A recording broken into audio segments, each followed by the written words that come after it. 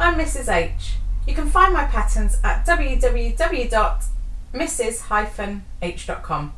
Now you might think that today's sew along tutorial is of a bag that's very close to the camera, but it's not. It's just a huge bag. So this is the Getaway bag. It's intended and designed for a lovely cheeky little weekend away, or anytime you need to carry lots and lots of bits and pieces. So I've got two versions here to show you. I won't show you the prototype. The brown version that I've got here has been well used for the last couple of months. Couple of months, and this is the version that I'm going to make in the video with you today.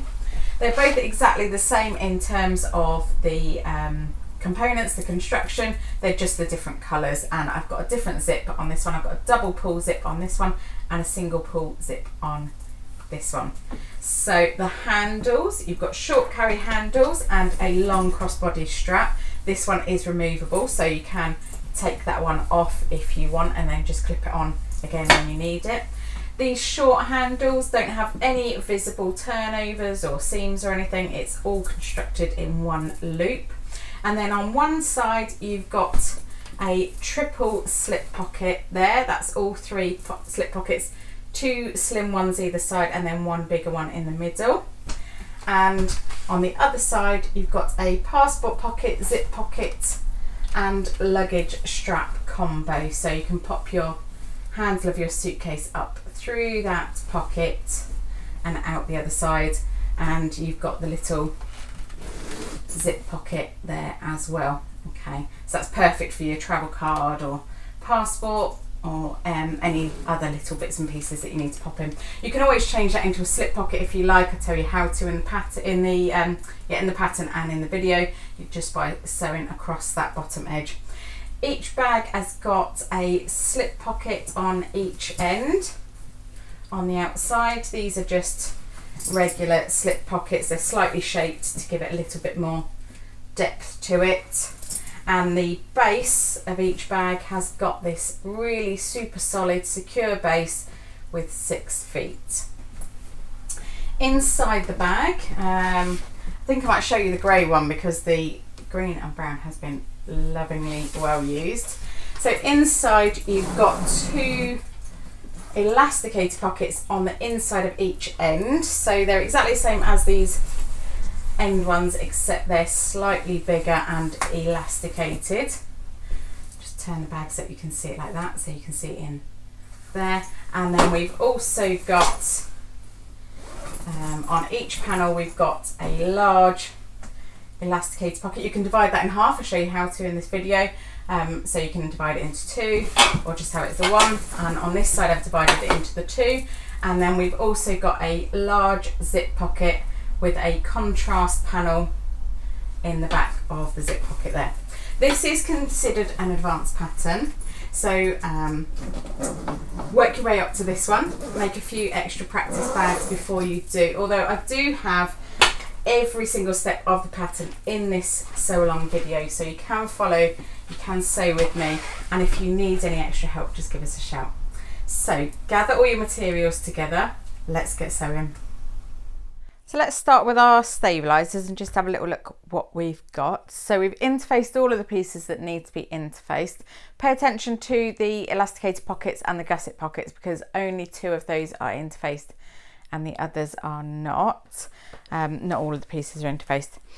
And then we're going to apply our Decaville light to our pieces. So I'll show you on the, I've already basted on my other pieces apart from one, so I can show you how to baste it on. But what we're going to do on the main panels is we're going to fuse the Decaville light main panels, and this is for the lining main panel pattern piece, but it's going to go on the exterior. Just fuse that to the foam and centered it over the foam there. So I'll just sort of run around the edge so you can see where it is. Okay, so the Decaville light is slightly smaller than the foam and I've just fused it onto the center. If you've got a particularly strong machine, or you know you're going to carry heavy things, then we've also asked you to cut out a piece of Decaville light for your lining main panels. So you can just go ahead and fuse that onto the back of your lining main panels now. Okay. Once you've fused your Decaville light into where it needs to go, then we're going to baste our foam onto our exterior pieces. So in this case, it's the faux leather. If you've chosen to use cotton instead, then you'll be basting it onto your cotton pieces. Basically, your exterior zip gussets and your exterior base gusset, we're going to baste into place. Although I've done my zip gusset and my base gusset, I've just got one zip gusset left to do with you. So I'm using faux leather here. I'm using Mora from sewhot.co.uk.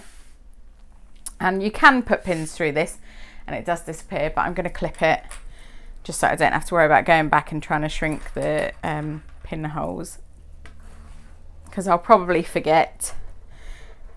Okay, so I've just smoothed this over my foam. I've got my Decaville in between the two layers there, which is already fused on, my Decaville light. And then when we base this on, we're going to use the longest stitch length that we've got. And this is just to hold it in place while we sew it, so that it acts as one layer. So I'm going to increase my stitch length up to my longest stitch length, and I'm going to sew at 1/4 inch seam allowance, or 6mm if you're working in metric, and that is 1/8 inch or 3mm smaller than our regular seam allowance. Let me just move these pieces out of the way there. These ones are already done. So we're just going to whiz around the whole panel on all 4 sides. I'd like to apologise for the squeaking on my foot. My walking foot has developed a squeak, and I'm not seeing my service guy for another couple of weeks, so it's just a little bit squeaky for the minute, so I am sorry for that.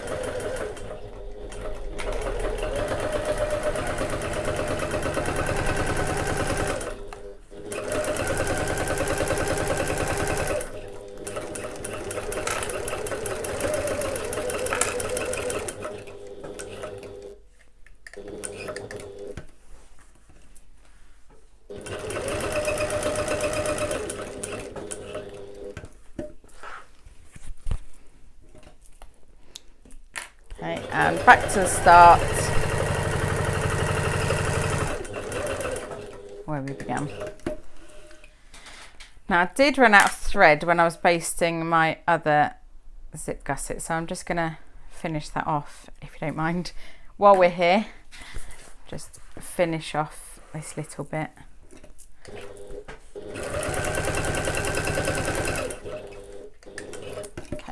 I'm going to change my stitch length back down before I forget to change it back down again. Okay. So I've used a contrasting colour because this is the colour I'm going to be using on my lining. But if you use a matching colour, that's fine as well. We shouldn't see these stitches after final construction.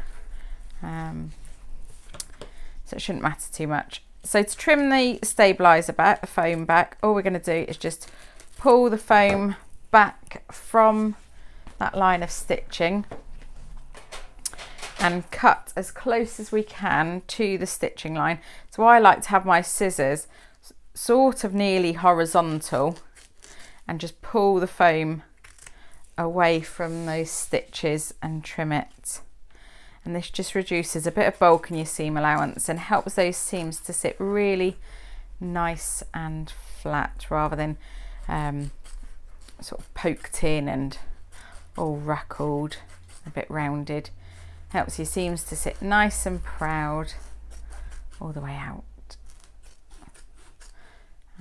And also is a little bit extra, or a little bit less bulk under your foot when you're constructing. And this bag has got quite a bit of bulk in it naturally, so any way we can reduce bulk is a good idea. So I'm just going around all 4 sides, trimming this foam off, and then we can get on with the fun bit, the actual sewing rather than the preparing. It's a bit of a marathon at this point, isn't it, to get everything cut out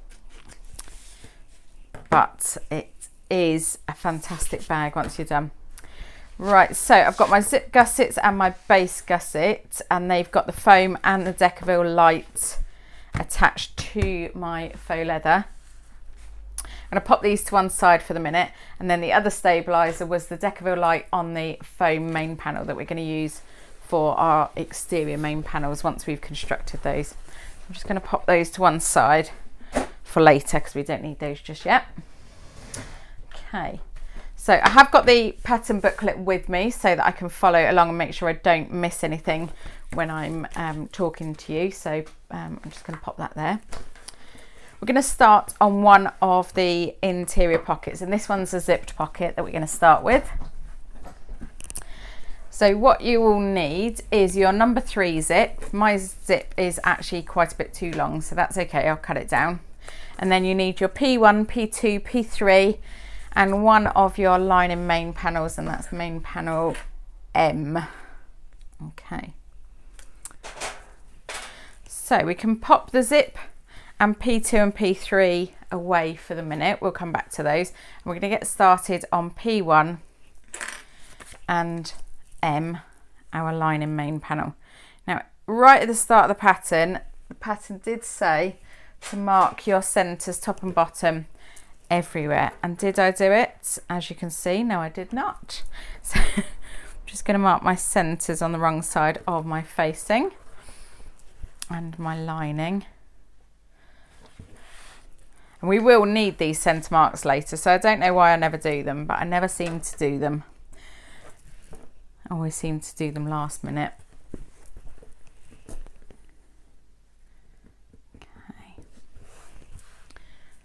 All right, so what we're going to do, we're going to pop P1, our zip pocket facing, on top of our lining main panel, right sides together. Okay, let's see where we're going to place it. We are going to place it 1.5 inches. No, hang on, I'm lying. We need to draw a box. Good job, I've got my booklet. It would help if I followed it. We're going to draw a box first. I'm going to place it 1/2 inch from each long edge and 1 inch from each short edge. So that's 1.2 centimetres from each long edge and 2.5 centimetres from each short edge. So let's do the short edges first.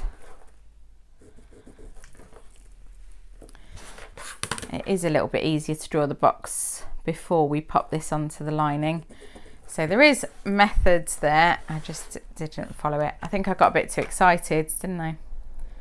About doing some actual construction. Okay. Now this is on the wrong side, so it doesn't really matter. As long as your pen or pencil can't be seen through, it doesn't really matter if you overshoot the lines slightly. I'm using a pencil on mine. This facing is going to be hidden between the layers. And then inside the box, we're just going to draw a little triangle at each end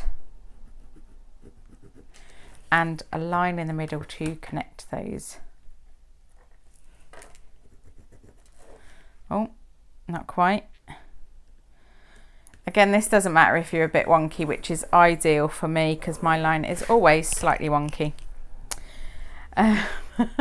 Okay, now we can retrieve our lining main panel M. I'm going to put the top edge of this facing P1, sorry, 2.5 inches or 6.4 centimetres down from the top. So I might turn this around so it's closer to me, and I'm just going to measure 2.5 inches, and I'm lining up one of my lines with that centre mark that I did, and then I can line up the centre mark on my facing as well. Okay, just hold this in place, then we'll add a little pin either end.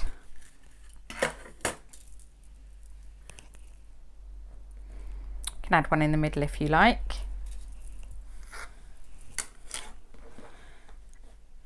Just hold it in place while we sew it. I think I might add one in the middle just in case, because it's quite a long facing, isn't it, this one? Okay. Right, what we're going to do now is we are going to sew around the outside of this box. So ignore the triangle and the line in the centre. We're going to sew around the outside of the box. going to use our regular stitch length. We're going to sew directly on the box. I like to start in this top section here because we're going to sew all the way to the corner, stop at the corner with your needle down, lift your presser foot and pivot, sew to this next corner, do the same again, and then we're going to sew all the way around the box like that. So if you get close to these corners and you think, I don't think I'm going to make it all the way, just reduce your stitch length right down so that you can hit really accurately in those corners, because that's what's going to give us a nice neat finish on this facing. So I'm going to start in this top area here, and you can either back stitch or you can go over your stitches a couple when you come back to this point.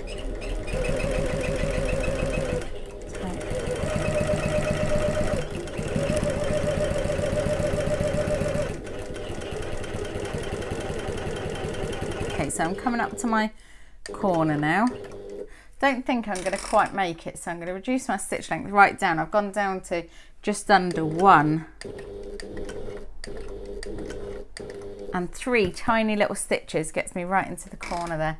Increase it slightly but not much because we're only going to the next corner now. And actually I think that might be pretty accurate.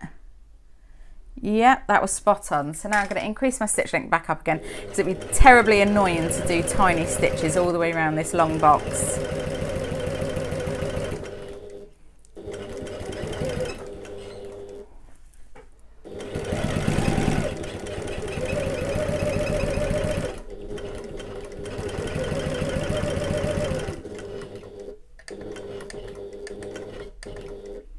Right, I've just got one very tiny little stitch extra. There we go. And then pivot, carry on to the next corner. And then pivot. And we can carry on back to where we started.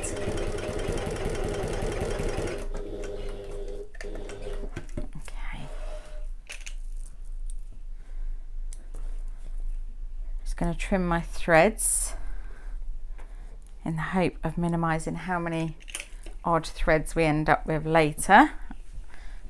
Doesn't ever seem to really work, but there's always hope. Okay,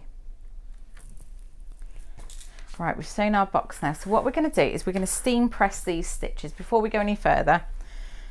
So get my little ironing pad, and my tiny iron hasn't got very good water reserve. I just spritz it with a little bit of water. Reservoir, chamber, don't know, tank would probably be better. And then I'm going to steam press these stitches. So I'm just pressing with that little bit of water. If you've got a steam iron, then add a bit of water, add a bit of steam. And then we're going to press against these stitches. So we're pushing up and away from the facing, and then we're pushing down and away from the facing, and side to side, doing exactly the same. We're just pushing away from the facing. Don't worry too much if you're getting some creases into the facing. This is going to be on the back inside of our pocket, and it's going to be sandwiched between the main panel and the pocket, so nobody is going to see those bits. Okay, as long as you're not adding any creases onto your main panel, you're all good. Okay, right, what we're going to do now is we're going to cut through these cut through this box. So we are going to cut along that center line, and we're going to cut as far as the point of the triangle and out into each arm of the triangle, and then the same the other way. So we're going to cut into this middle bit.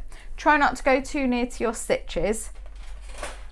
Try not to cut through your stitches, but do go as close as you can. So I'm just starting in the center. I'm going to cut along that center line as far as the point of the triangle, and then out into each point of the triangle as close as I can get to my stitches in the corner there, but without actually snipping through my stitches. And then we'll go the other way along that center line, or along that centre line-ish, because my centre line is slightly wonky, so I'm trying to go a bit more centred than my line that I've drawn, and then out into each arm of the triangle. Okay, so just to check it, you can just pull that back and double check that it's not catching anywhere, it's not pulling anywhere. It looks good to me. I'm going to pop this through to the back down and give it a little press. So I'm just going to fold back, or fold through that hole, the bottom edge of the facing first, and then I'm going to give that a little press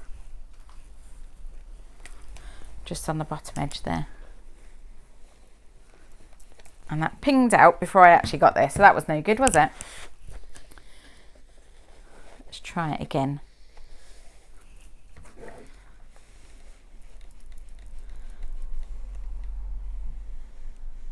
Okay, lovely. And I'm just going to work my way around this box now, turning the facing through to the back, giving it a good little finger roll under, and then a nice little press. Okay,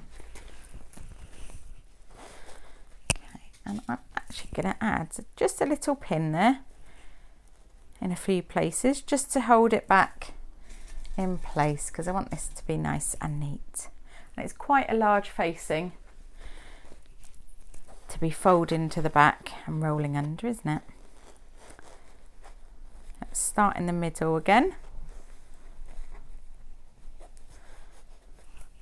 That was a good little finger roll. That did turn it all the way to the back there. If you've got quite bouncy fabric, this can be a little bit frustrating, I do understand. But a good shot of steam will always help in this situation. Okay, so as we're coming up to the ends, we just turn our ends through the gap and give that a little tug in the back. Okay, and I'm just finger rolling along there to make sure that the seam is on the edge.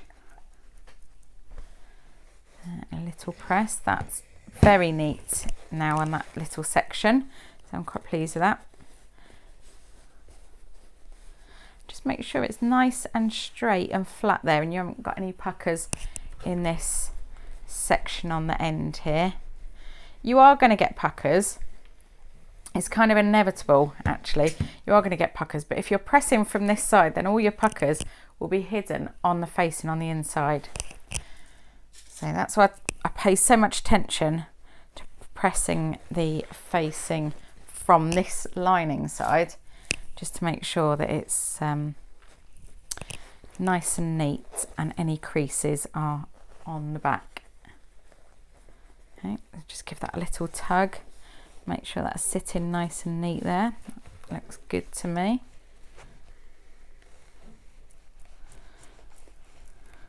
And a little press.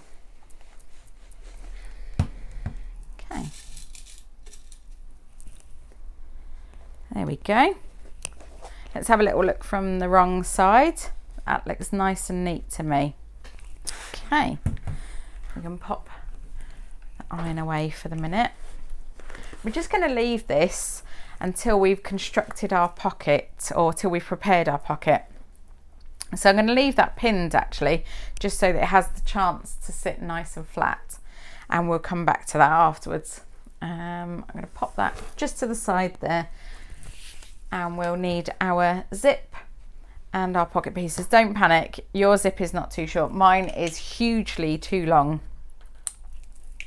Okay, so we need pocket pieces P2 and P3 for this, and that's your zip pocket top and your zip pocket bottom. So my zip pocket top is out of this print. This is my exterior fabric, and then the bottom I've done out of my lining fabric. I'm just going to give them a little press because they've been sitting folded since we cut them out. Oh, I should have marked the centre then, shouldn't I, before I took the crease out? Oh well. There's always now to do the centre mark. let's do that. So on my zip pocket bottom, I'm using non-directional fabric, so it really doesn't matter which edge I do it on. But on my zip pocket top, I have got directional fabric, so I just need to pay attention to which direction the fabric is facing when I sew it into place. Okay. That doesn't show up very well, so I'll just add a little pin into there. Okay, now I'm going to trim my zip down before we go any further. So first things first, I'm going to cut my metal stopper off. If you're using a zip that is perfectly the right length, then you don't need to trim this. It's only if you've got a huge zip like me. If you've got a huge zip, do yourself a favour and take the metal stoppers off as the first thing you do. If you don't need them for length, then there's no point in risking your needle hitting them. Okay. I've got myself a new little tools trolley, and it's the floor is sloped in here, so every now and then the trolley comes to give me a little hug, which is very kind of it. Right, so let's have a look at what size we need before I cut this. Cut continuous to 12 inches, so I'll cut mine to 12 inches. Okay. Just going to mark it first, then I'm going to make sure that my zip pull is within the zip boundaries, or within the boundaries of where I'm going to cut, and then I'll just cut straight across. I'm going to use my rotary cutter for this. A little bit easier to cut straight across then. Okay. So if you've got a zip the right size, then you'll notice that it's slightly shorter than if you're using a continuous zip, because you've automatically got at least an inch or 2.5 centimeters either side of the zip teeth on a pre-cut zip, whereas on a continuous zip you haven't got that and you need the extra length then. Right, lovely. Just blow on my fray check a minute just to dry that. Okay, so we are going to start working with our zip pocket bottom, which in the pattern is grey fabric, and in the one that we're using is yellow fabric. Okay, and pay attention to the directions if you're using directional fabric. Directions are in the pattern. I'm going to add a line of double-sided basting tape to the top edge, the upper edge. I've got non-directional, so it doesn't really matter, but if you have got directional, just pay attention to that. And then we're going to add our zip. I'm going to place it right side up. So my fabric is right side up, the zip is going right side up. I'm going to pop it right along that top edge with the zipper pull to the right, or the open end of the zip to the right. Okay. Now I'm not convinced on how sticky my tape is, because we've had a bit of damp issue in the studio. So just add a couple of clips just to hold it in place for the minute. And then all we are going to do is sew this with a scant 1/4 inch seam allowance. So 1/4 inch is 6mm, but if you're doing a scant, then if you could go 5mm or 4mm, that would be ideal. And I'm going to back stitch at the start and the end. We're using our regular stitch length. I'm just going to sew along the entire length of this top edge. And as you approach your zip pull, just pull it out of the way and carry on.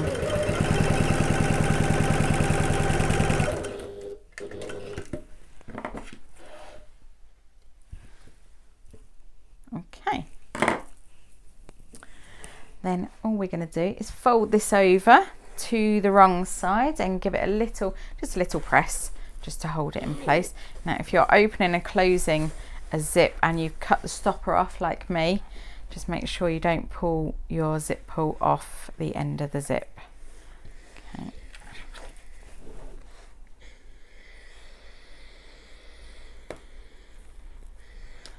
A little press from this side, and we give it a little press from this side as well. Just make sure it's pushed back nicely.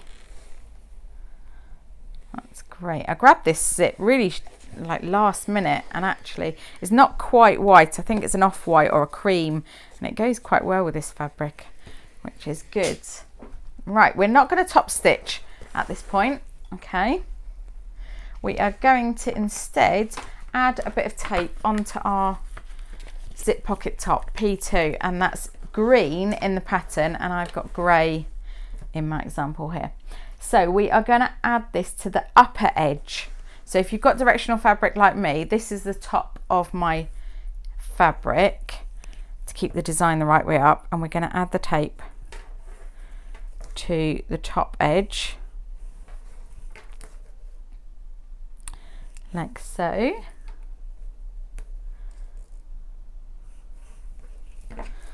And then we're going to turn it 180 degrees so that the top edge is on the bottom.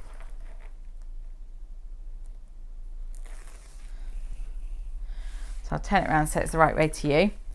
And then we are going to, hang on. Yep.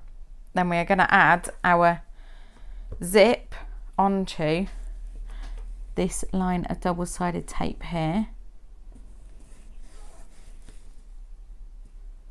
And press it into place.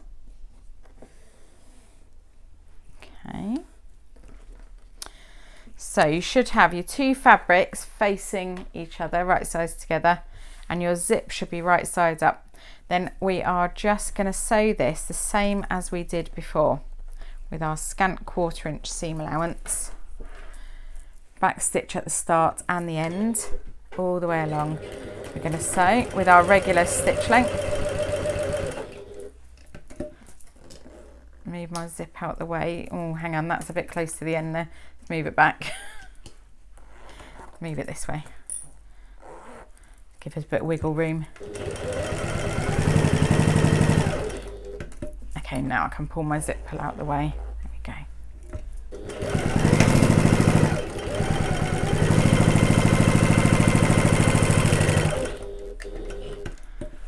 Okay. Lovely.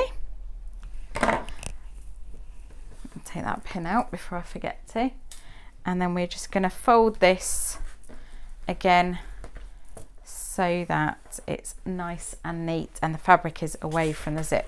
So at this point, don't panic, it is correct. You've got the right side of the zip on the wrong side of the fabric. That is correct, it's not an error, don't worry. And then the right side of the fabrics, you've got both right sides with the wrong side of the zip.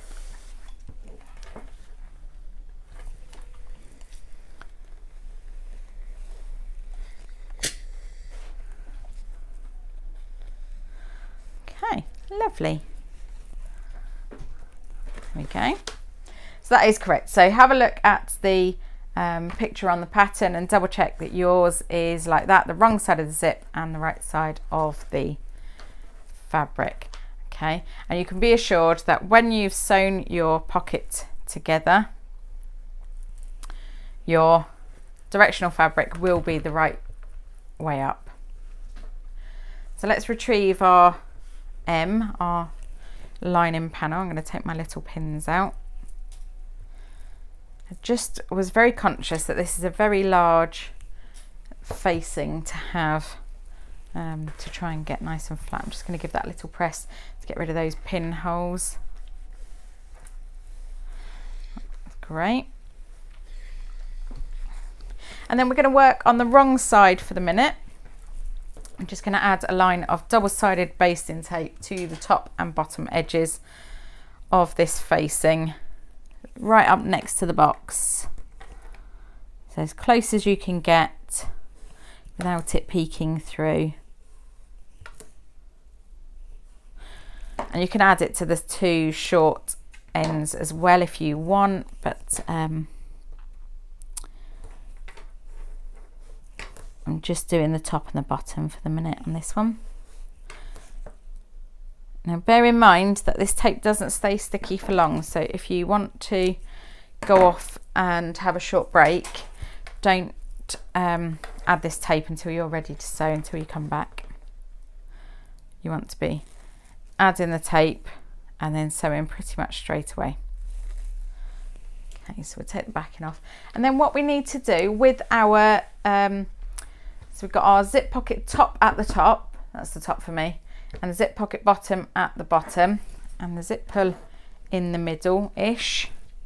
We are just going to pop this on top, making sure that these edges line up, so the edge of the zip pocket facing lines up with the zip pocket top and bottom. Now I can't really see what I'm doing, so I'm going to turn it around this way. We're just making sure that that zip is perfectly equally aligned in this box.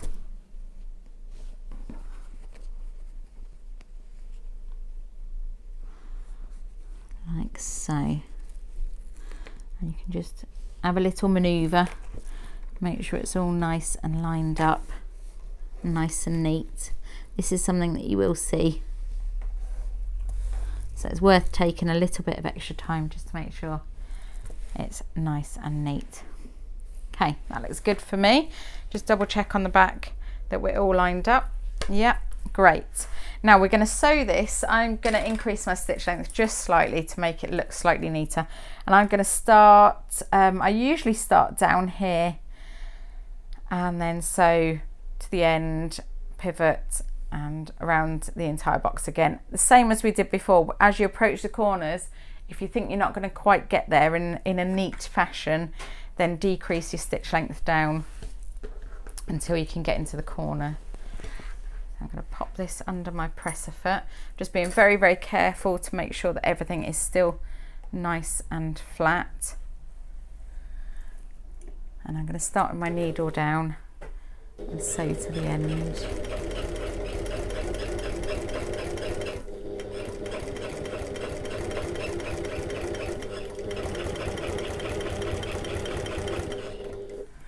Okay, and I'm coming up to my zip pull, so I'm just moving that out of the way.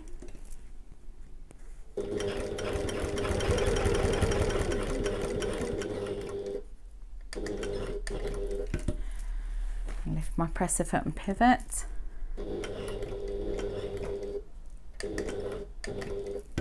Lift my presser foot and pivot.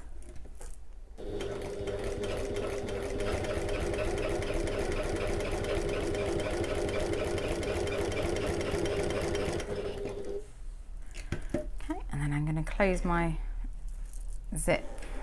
Just move that zip pull back out of the way again.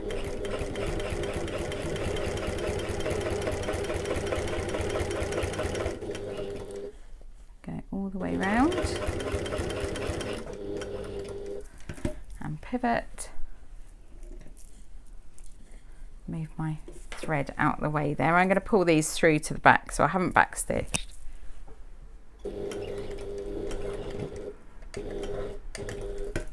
And pivot again, and we're going to sew back to where we started.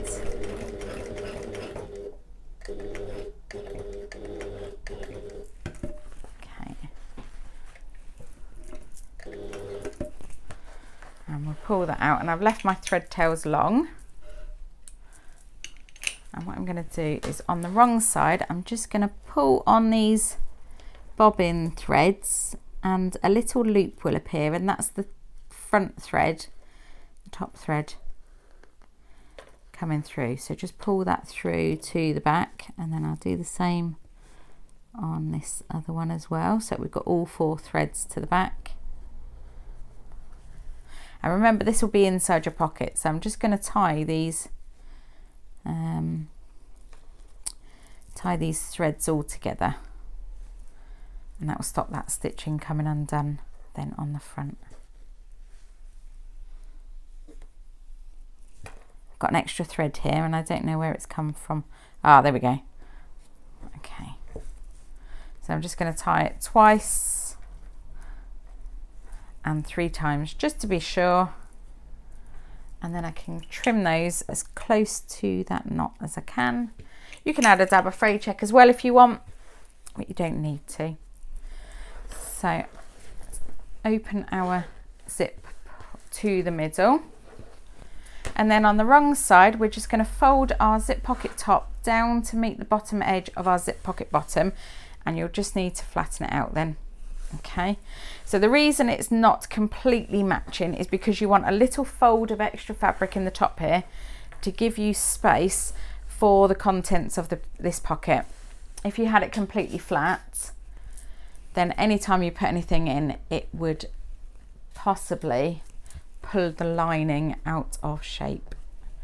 So we're leaving a little bit of extra fabric at the top, folded over, just to make sure that that is nice and neat. Actually, I'm going to do this zip up to pin it first, because it is holding that in place there.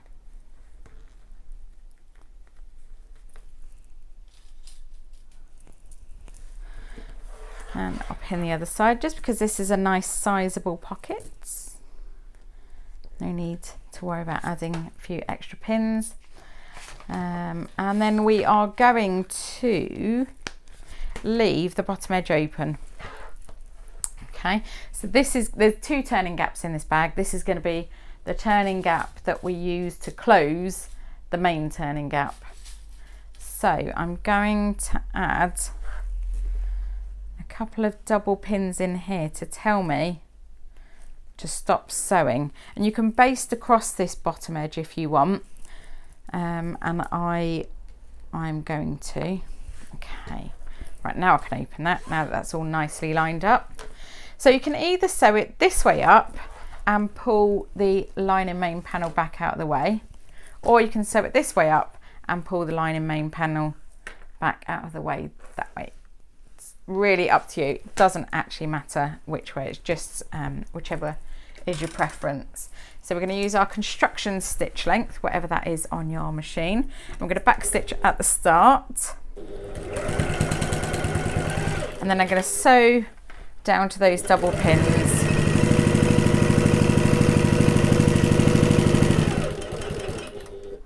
So I'm stopping at the corner, lifting my presser foot and pivot with my needle down, and sew to those double pins,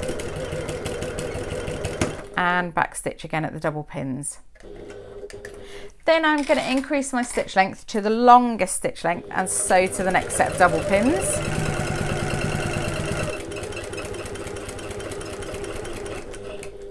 And then decrease my stitch length back down again and back stitch. Okay, and then I'm going to sew to the corner and pivot. Well, that's a bit far. Go back 1 stitch, lift my presser foot and pivot. And then I'm going to sew up to the end and back stitch again when I get to the end.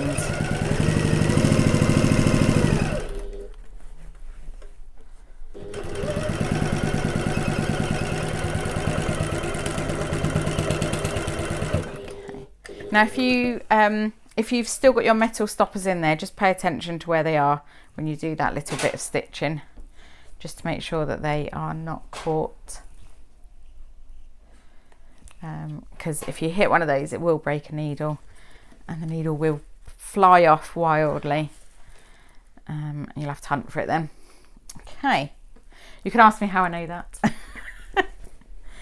Right, what we're going to do then is we're going to steam this bottom edge of the zip pocket where we've got the turning gap. Could do with a little bit of steam actually added on this. Let's give it a little spritz. And this is just going to leave you a lovely line of stitch holes. So when you unpick those stitches on the turning gap, you'll have a lovely little line of stitch holes to follow to close it up again afterwards. Okay. And you can have a look at your main panel and see how it looks. Mine looks a little bit creased, so I think I'm going to give it a little little quick press. We'll have an opportunity to press it again later, just so that everything's nice and neat. All right, so that's our zip pocket. The next thing we're going to do is create the lining pockets. So that's the elasticated pockets, the gusset pockets, and the elasticated pocket on here as well. So grab hold of those pieces and we'll get started on those. So these are my lining gusset pockets, L2, and you should have 2 that are interfaced and 2 that are not interfaced. It's not very easy to see which one's been interfaced or not, so I'm just going to separate them out for you, although I don't know, maybe on camera you can. So you need to separate them out so that each pair has got an interfaced and an uninterfaced panel. I'm going to pop those right sides together, and this pair has got an interfaced one and a non-interfaced one, and we'll pop those right sides together. Okay, now we're going to sew along the top and the bottom edges of these. Okay, not going to stitch the sides, just the top and bottom edges. Let's add some pins, clips. Let's add some clips, that's what these are called. Okay, so we're going to use our regular seam allowance of 3/8 of an inch or 1 centimetre.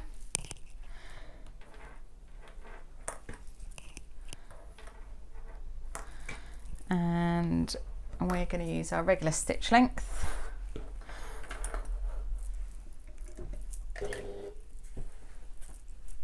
I'm going to back stitch at the start and the end.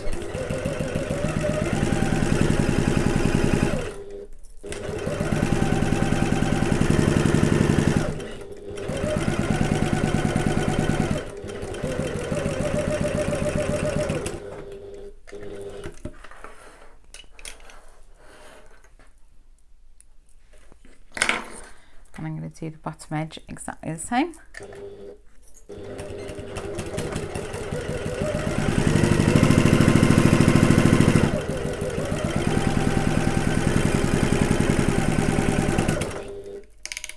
Okay, oh, lift my needle. Right, I'm going to do exactly the same for the second pair.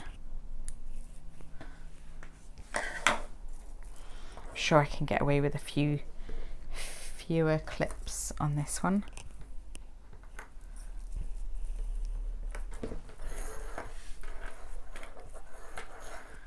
So our regular stitch length, the regular seam allowance, back stitch at the start and the end. We're just sewing the top and bottom edges.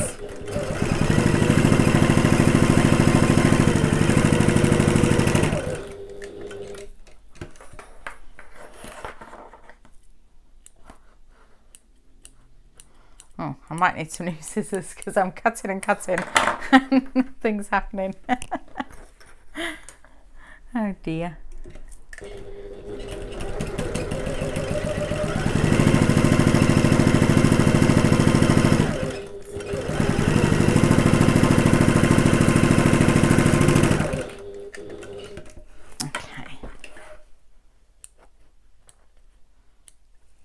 I might just swap those out for my other ones, just so we know that they're actually going to cut the threads off.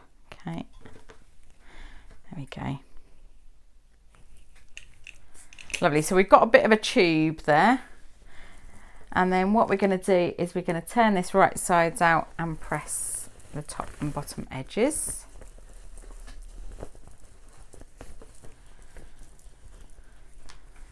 Okay. So you want to just finger roll that seam, make sure it's nice and turned through. In fact, if no, that'd be too easy, wouldn't it? I was going to say, if I have my little sleeve board here, then it's really, really lovely to be able to press these open before pressing them right sides together. Let's see if I can do it with my little tea towel. It just makes these seams nice and neat then.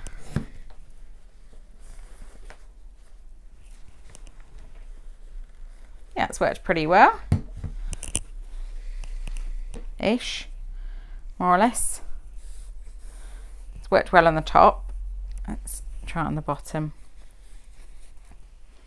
Might have to go and retrieve my sleeve board from downstairs. Although, once we've done these, I suppose I won't need it. Next time I'll think ahead. Okay. So press the top and the bottom. Just going to do the same for the other one before I bring my little ironing pad over. So we'll turn it right sides out.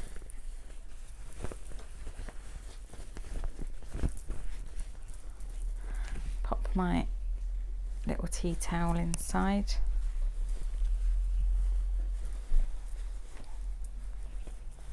Okay.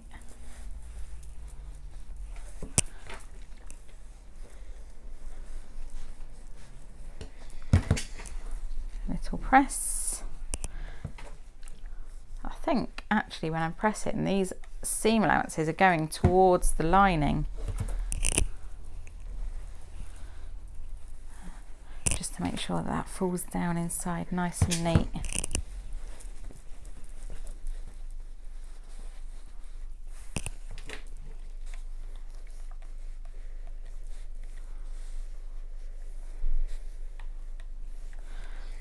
That's already looking quite neat, so I'll just get my little ironing pad and I can fold these flat. And I like to do it with the interfaced panel as the outside of the pocket. Just think it looks a bit neater.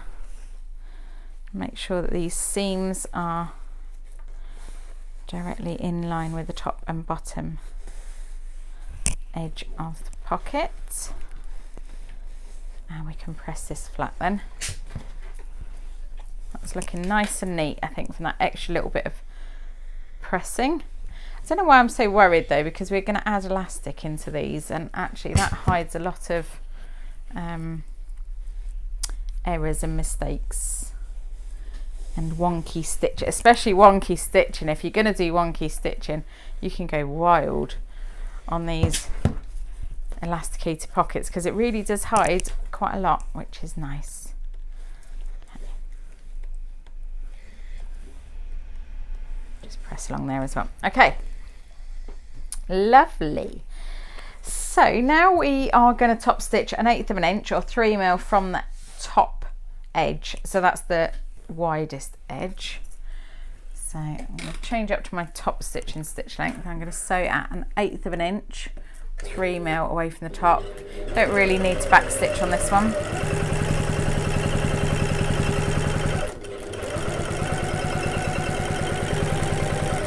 And I'm going to do the same on this second one.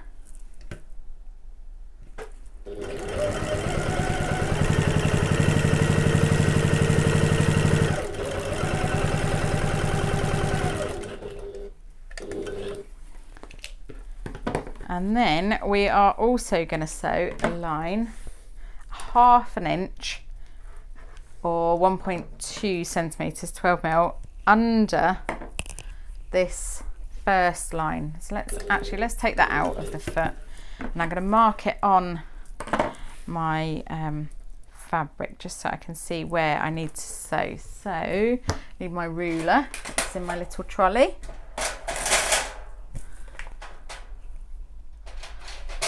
Now I'm going to mark mine with chalk just so that you can see it, but you do it in something that won't be seen.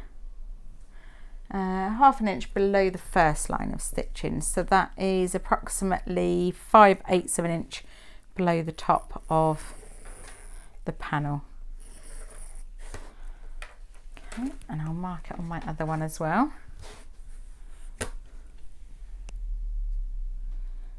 I say approximately, it depends on how straight your stitching was to start with. And as I said, on this one it really doesn't matter. You can go as wonky as you like. Okay, so we're just going to sew along that line the same as we did before. I am going to back stitch for this one though.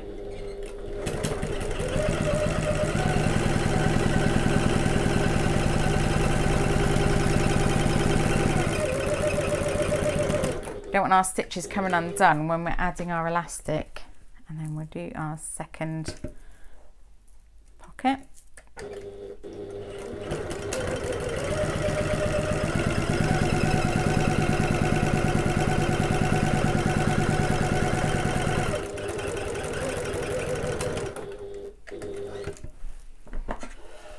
Lovely. Okay.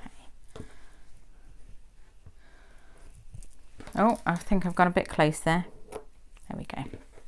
Okay, so that's our 2 gusset pockets sewn. So now we need some elastic. Here's my elastic. And it's got a little bit of a frayed edge there. And we're going to need to cut this to 8 inches long. That is 20.25 centimetres if you're working in metric.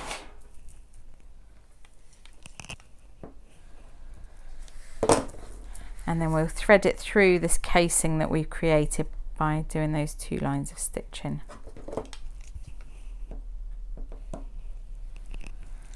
Okay, pop the rest of the elastic to the side for the minute. Now I need a bodkin or a safety pin or something. I've got a safety pin here, that'll do. Just got to get it detached from the other safety pin. Hang on.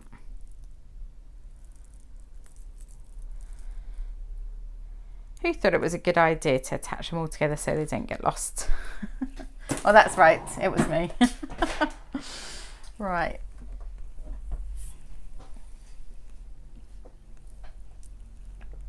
Okay, so what we're going to do is add a safety pin to one end.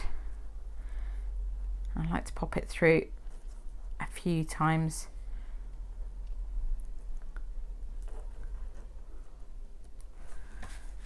And then we can thread it through this casing at the top that we've created.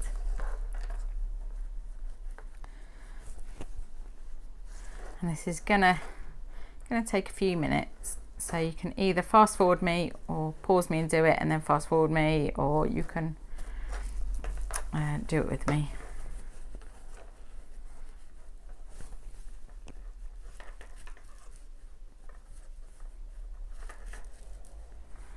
Just taking it nice and slow.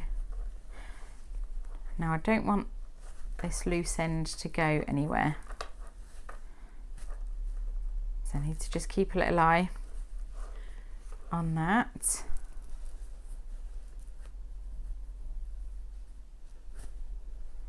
Okay. Wonder if there's, maybe I could just keep that clipped into place just for a minute while we carry on.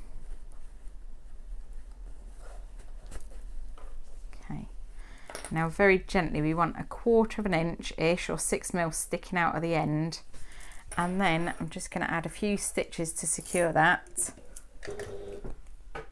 Make sure that it's not going anywhere.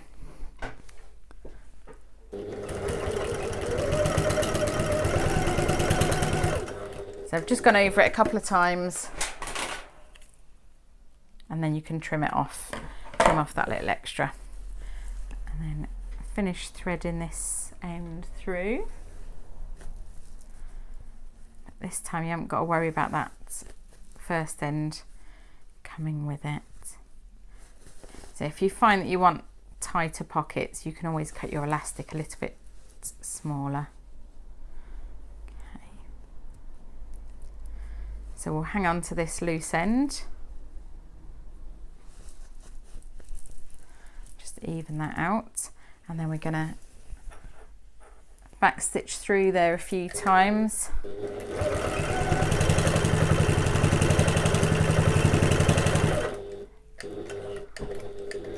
I always think it never hurts to add a few extra lines of stitching over something like that where it's a stress point.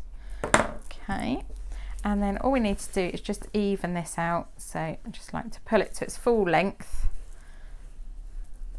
both sides, and then it naturally will gather evenly. Oh, I like that. I think that looks pretty good actually in this fabric. Okay, so that's one of my gusset pockets done. Let's do the second one, and the second one is exactly the same, so you can switch me off or fast forward me or just ignore me while we do the second one.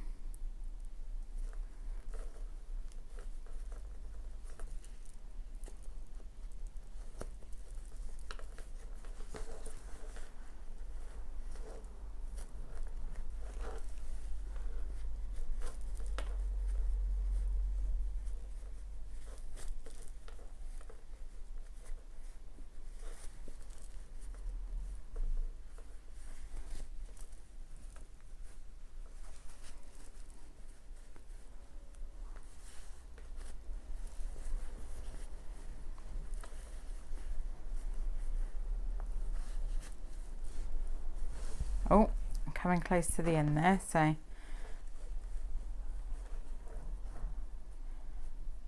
make sure that's in. That could do with going in a little bit more. I wonder if I can poke it in maybe with a needle or a pin. No, the only poking I'm doing with this pin is of myself. Let's use the pin then to hold it in place while we pull it through a little bit more.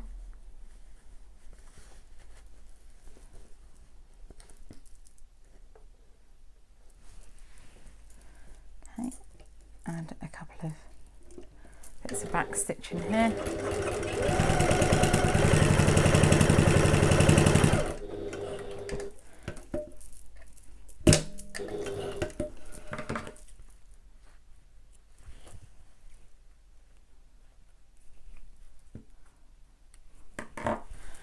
And then we'll just finish this off, pull it all the way to the end.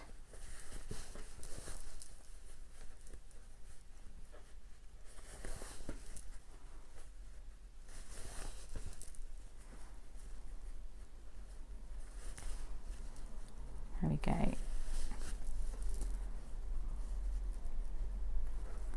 Okay, so we've based this into place and then I'll trim it.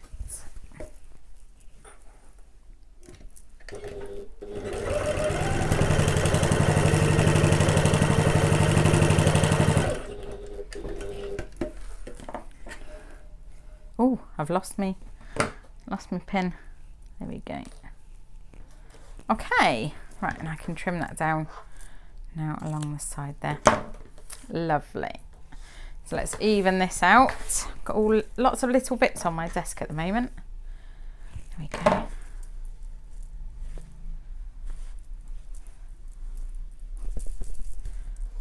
Okay, that's gathered up nicely as well. You're going to need to retrieve your base gusset, which is B. That's it. So our lining base gusset on this occasion, and we're going to work on the ends. So we're going to position these pockets an inch down from the top. So what I'm going to do is draw a little line. I'm going to pop my glue there just to stop it falling off the edge. Okay, and I'm going to draw a line. I'm only going to draw this line at the side edges. We don't need it in the middle, just at the side edges, and then I can pop my pocket on top, lining up the top side edge of my pocket with this line.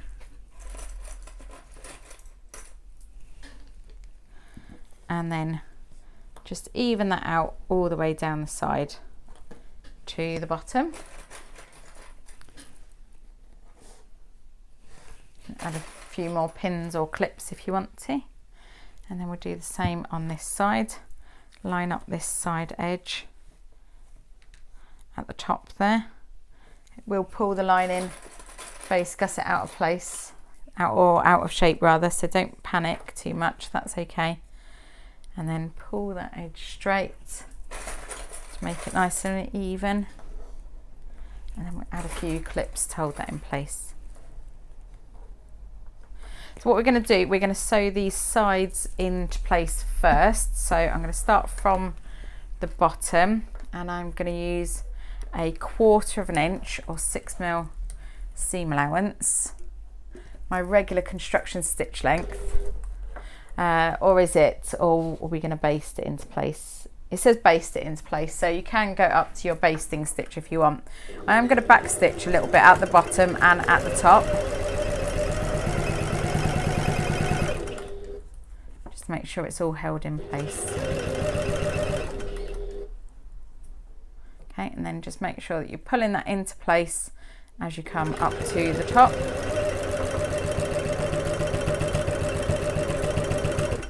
And a bit of back stitching at the top, just for a bit of extra protection, that's not going to come out of the seam allowance.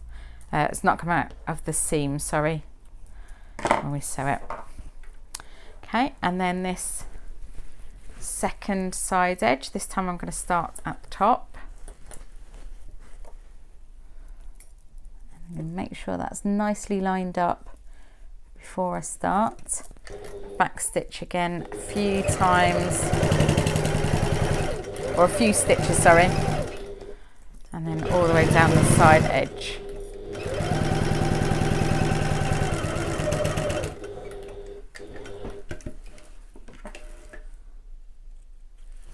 Okay, so just double check that's all lined up on the sides. That's good. So all we need to do now is just square up this bottom edge there, okay? And if you need to add, I don't know what I've done wrong here. I think I might have maybe cut my gusset slightly wrong. But if you need to, you can always add a little pleat in the bottom there. And I can't see what I'm doing. Got it round the wrong way. Let's turn it round so it's facing me. So with that nice and even, let's square that bottom edge. Make sure it's nice and square. Add a little pin.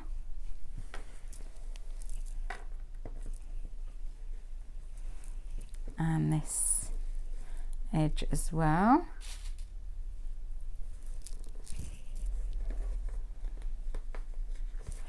And then if you do need to add a little pleat, which I do, you can. That'll just give it a little bit of extra shape as well, actually. Add a little pin in either side there.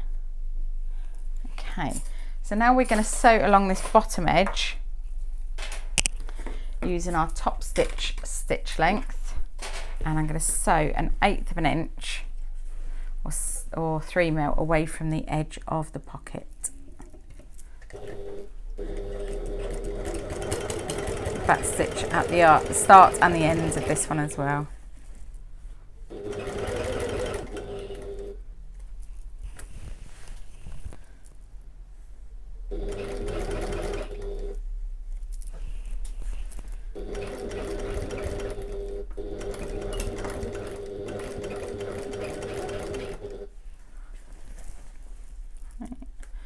And I'm going to go all the way to the end.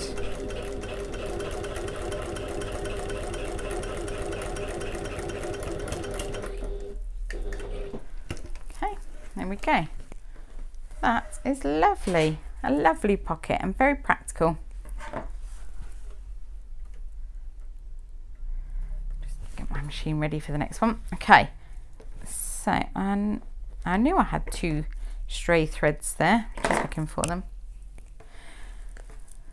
So that's one of our gusset pockets done on the lining. Let's do the second one. So I'm going to do exactly the same as I did the first one. I'll fold this up though. I'm going to draw 1 inch from the top, just within the seam allowances at the side.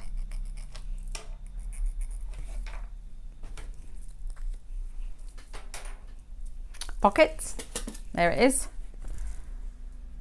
And I'm putting mine with the interfacing on the outside, but if you prefer it on the inside, you can. That's okay. Clips, that's it.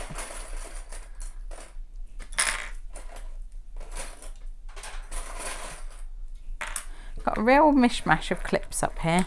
I've got nice matching ones downstairs in the studio. I could do with some nice matching ones up here. Although maybe that's why I put them up here, because they are a nice colourful mix. Okay, oh look, I've got 3 matching ones there. Okay, and then the other side, make sure this top edge matches that mark 1 inch down from the top.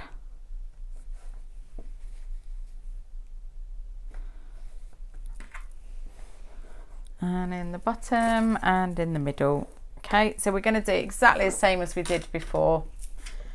So again, you can either pause me or fast forward me, or just sew along with me.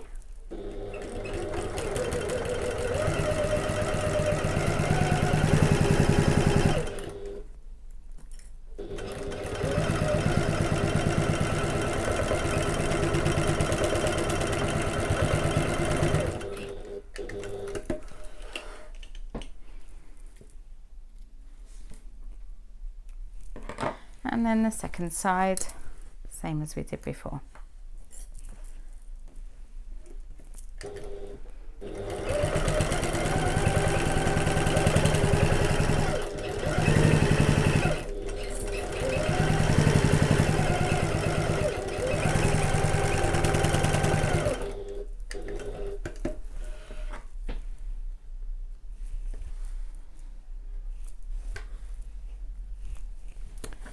Trim all of our loose threads away, and then sew this bottom edge again. So I'm just going to square this bottom edge, make sure it's nice and even.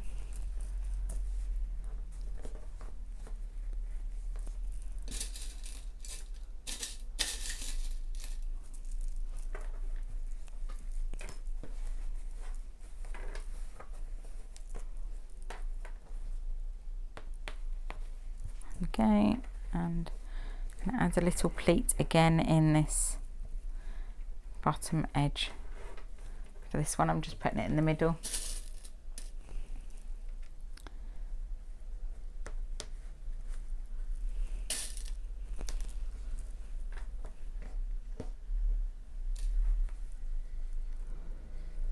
Okay, and then we're going to sew along this bottom edge, same as before. Top stitch in stitch length 1/8 of an inch away from the edge of the pocket.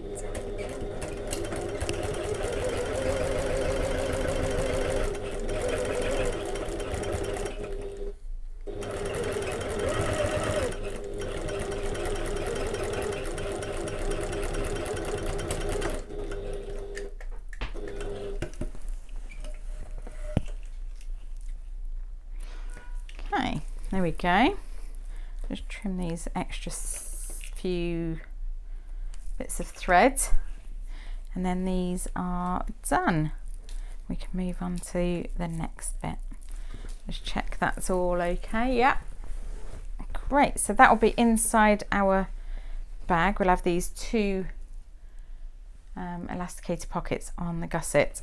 Okay, so the next thing we're going to do is the elasticated slip pockets on the main panel. So you can pop this base gusset with pockets attached, you can pop that to one side for the minute and retrieve your piece N fabric. That's our elasticated slip pockets.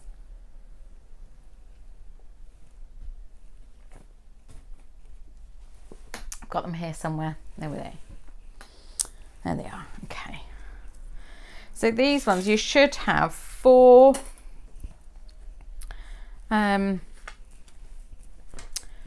pieces, and 2 of them are interfaced and 2 of them are not interfaced. Let's give these a little press because they are a little bit creased from where they've been sitting. Just on the centre there. That might have gone through. Yeah, it's gone through most of the layers there, so that's good. So same as we did before, we're going to pair these together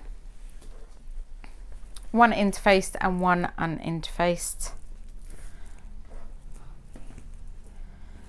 So I've got my one interfaced one, and I'm going to pop an uninterfaced one right sides together on top, matching up all my little edges, all of my edges, all of my straight edges.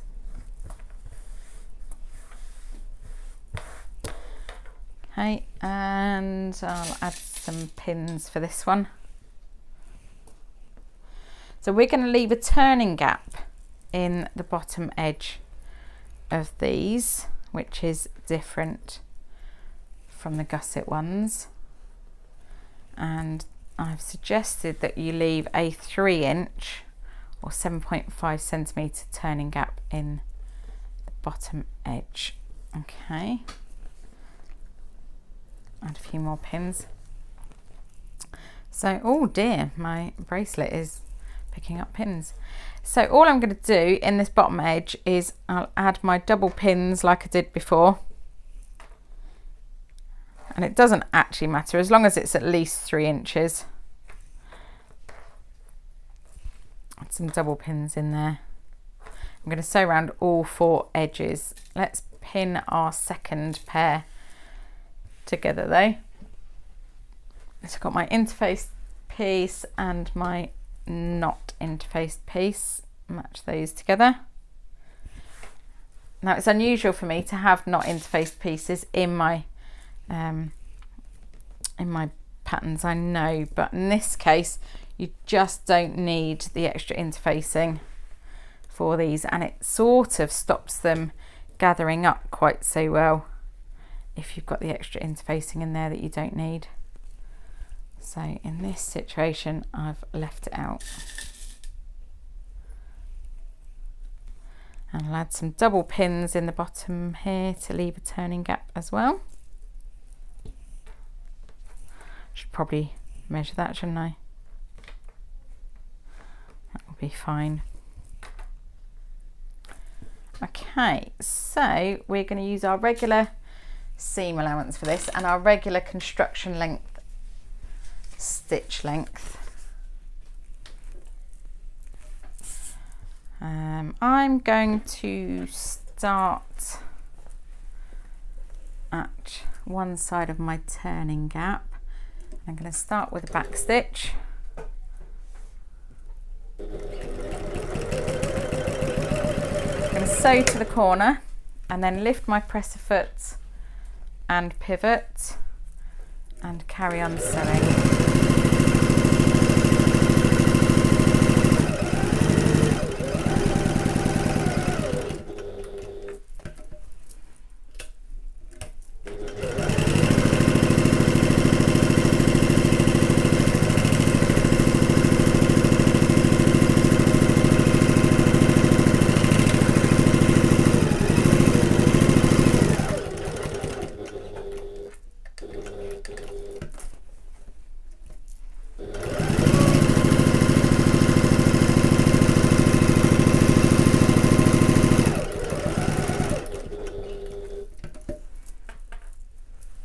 Maybe one more little stitch there.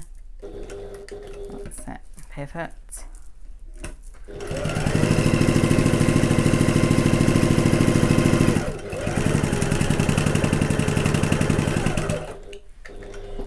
Okay, and then I'm going to increase to my basting stitch length and stitch across the turning gap.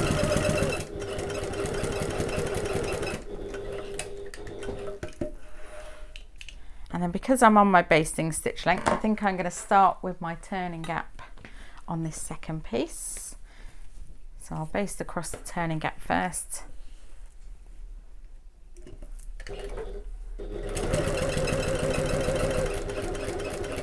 And then go back down to my regular construction stitch length and do some back stitching. Carry on all the way round.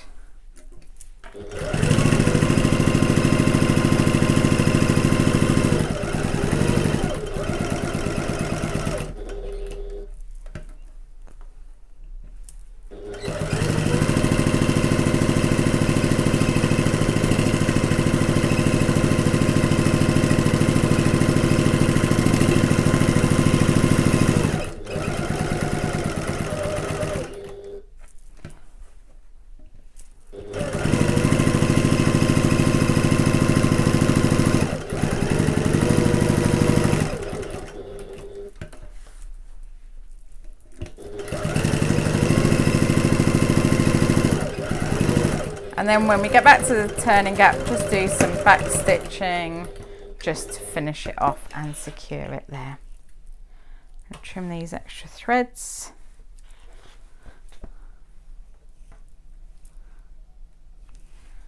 Okay, and we can take these pins out.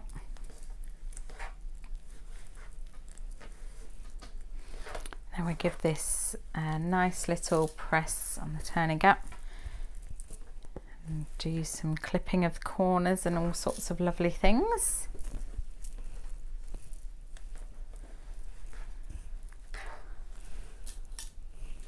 Okay, let's start with pressing our turning gaps. So find your turning gap in the bottom there.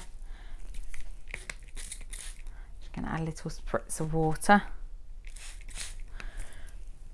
so that I can get a bit of steam going.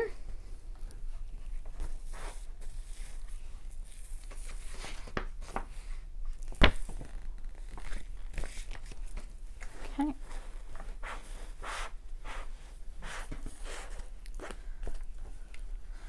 And the second one.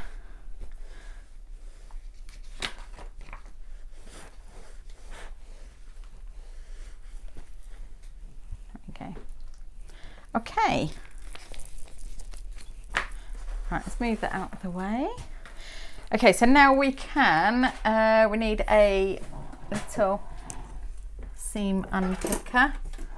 I've got about a zillion approximately in my life. There we go, there's one.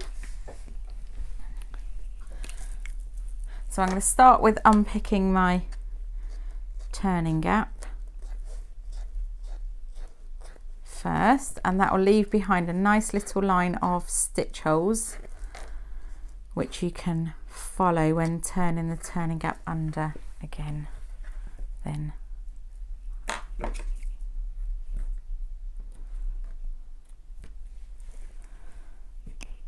okay,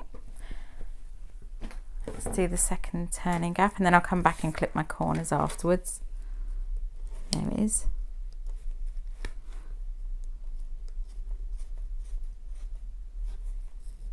It's always a bit more fun when I forget where the turning gap is and then I've got to try and find it again based on the stitch length. Just added little bonus fun game.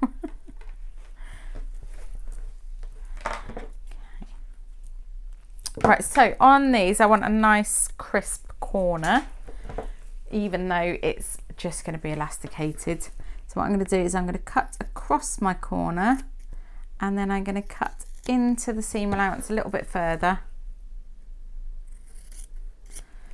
just to take away that extra bulk, and I'm going to do that on all of my corners for both pockets.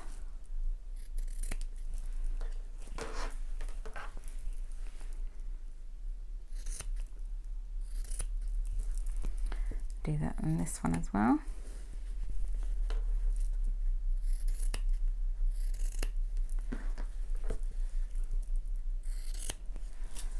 Oh, I've got a stray corner. Okay, so I can turn that right sides out then through the turning gap, and just make sure when you poke these corners out you don't push too hard because we have clipped away the seam allowance from that, so there's not much fabric holding on to those stitches. Oh dear, got my hand stuck in it then. Make sure that your turning gap is big enough for your hand, I guess. Okay, so I'm just turning these corners through, giving them a little roll there. I'm just going to use the end of my spoon to push those out.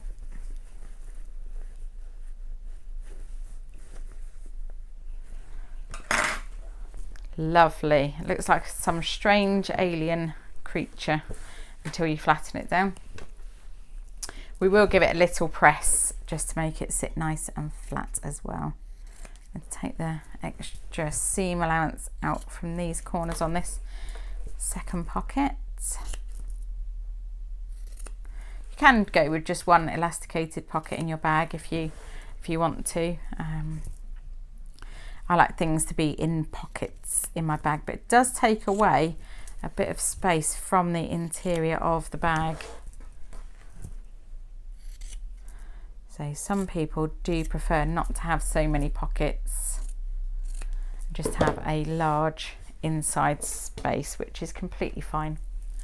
It's your bag, and however you prefer to use your bags, that's the beauty of making your own bags, isn't it? That you can customize it exactly to how you use your bags. Unless you're making this for a gift, in which case the recipient is very, very, very fortunate, because I think this is a beautiful bag, especially to make as a gift. Right, so let's poke these corners out, all 4 corners. Sure, there was a poem I used to say as a child, 4 corners to my bed. Just made me think of that. Okay. Right, so I'll just make sure all these corners are nicely poked out with my little spoon end, and then we'll give these a bit of a press. Make sure they are nice and neat. So when we're pressing, we want to be just making sure that these seams, or these seam allowances, are really pushed out nice and neat. Doesn't matter so much on the top edge because we're going to be adding elastic, but certainly on the side edges.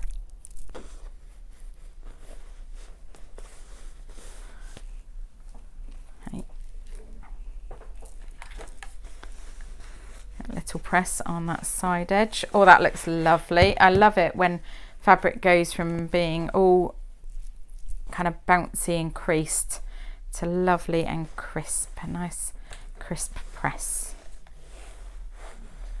Okay, I'm going to do the top edge. Make sure that's all nicely pushed out and flattened evenly.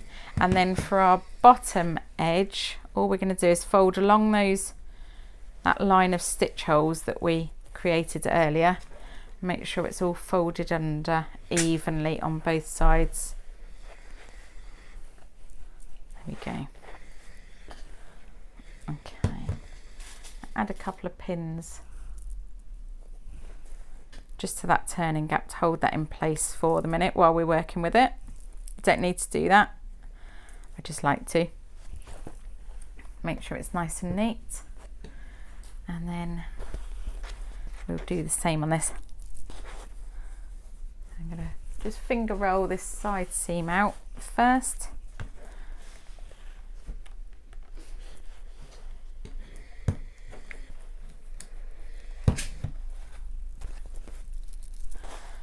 And then the second.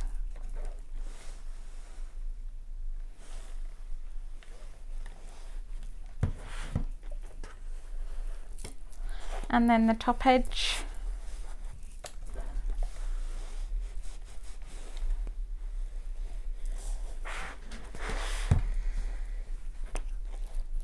And then the second top edge.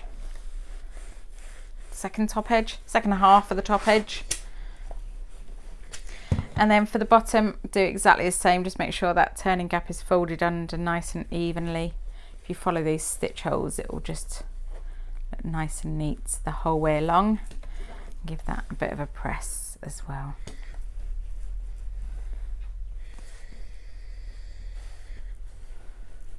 Okay, great. They both look very, very neat. Let's add a couple of pins just to hold that in place. Just for my own preference there. If you like to do that as well, you can. You don't have to. You can get rid of that pad.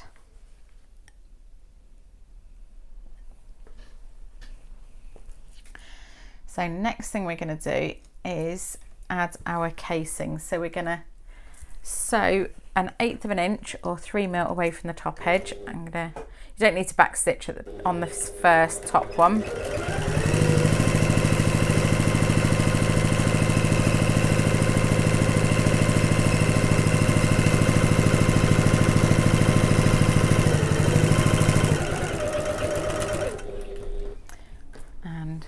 to go ahead and do the second one as well at the same time while we're here, might as well.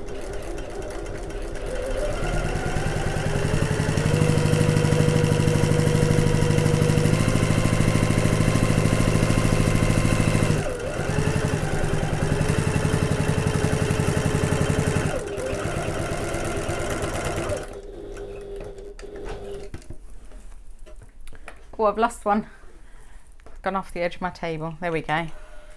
And then we're going to add another line of stitching, 1/2 inch underneath this line of stitching. Oh, I nearly lost it off the edge of the table again then. Gosh, it's a very perilous video today, isn't it? So same as we did before, I'm just going to draw a line for me to follow with my chalk marker.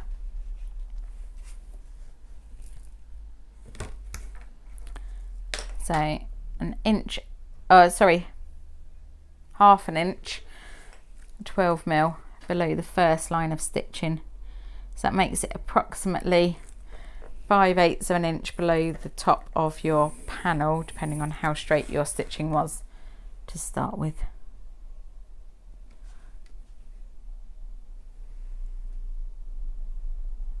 I thought mine was very wonky then, and then I realised I had my ruler in the wrong place. Had a whole range of emotions in that moment. Okay, and do the same for the second one. Thought I might as well do the second one together, just so they're both done.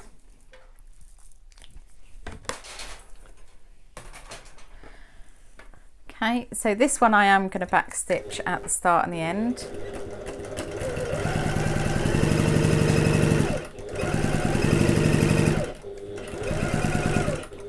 Oh, I can see my thread is running out. Will it last to the end?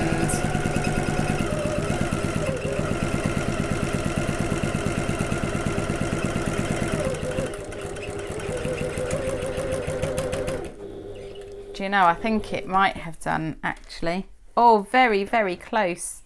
Gosh, very close. It's just tangled up in my bobbin slightly. What I'm going to do, I'm going to rethread my machine and then come back and finish the other line of stitching. So feel free to carry on without me, although to you it should hopefully be fairly seamless, because we'll just pause the video here and then carry on. Absolutely seamlessly, I'm back and I've finished off this first one, so we'll go ahead and finish off the second one. So I'm just going to sew that second line of stitching.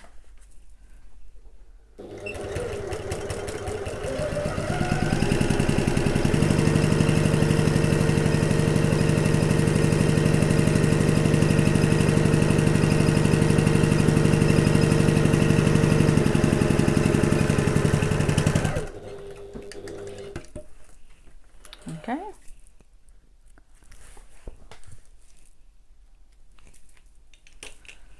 Okay. Now this one's slightly different because we haven't got any raw edges to pop our elastic through. So what we're going to do is unpick the stitching in the side seams between these two rows of stitching, and that's going to form our elastic casing. So just on the very sides, just going to unpick these stitches from this side seams. Oh, I wish I'd done slightly bigger stitch length on these two bits. There we go. I think once you've got the first one, you're absolutely fine. Then you can get your end of your stitch ripper in there.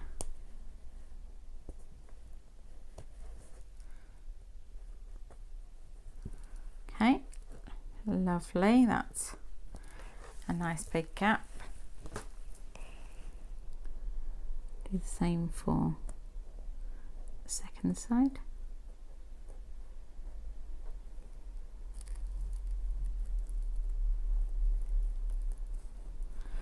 Nice big gap, and we'll do the same for the two seams, two side seams on this second pocket piece. If I go quiet, it's because I'm concentrating, I think.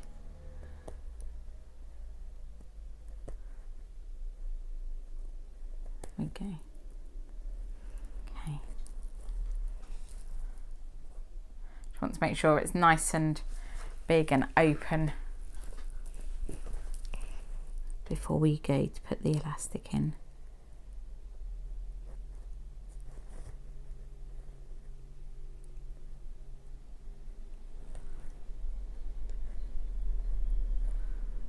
And just a couple more stitches. Okay, lovely. So now you want to cut your remaining elastic into 12-inch lengths. So two 12-inch lengths, that's 30.5 centimetres. And I found my bobbin while I was rethreading because I find it a little bit easier. Oh no, I think my hole is too small to use my bodkin. Is it? Oh, it is. Oh, the best laid plans. I was very pleased that I found it as well. Oh well. My casing is slightly too small to use that. Good job I've still got my safety pin. Yep, I have. There it is. Phew. Thought I'd lost it then. That wouldn't have been very good, would it? Okay. So we'll do the long-winded way. And thread it through with a safety pin. So we're doing exactly the same as we did previously. Make sure you've got at least 1/4 of an inch hanging out, and we'll sort of back stitch it a few times at the end to make sure that it stays secure. I wonder if we could maybe add some fun music behind this or speed it up a bit.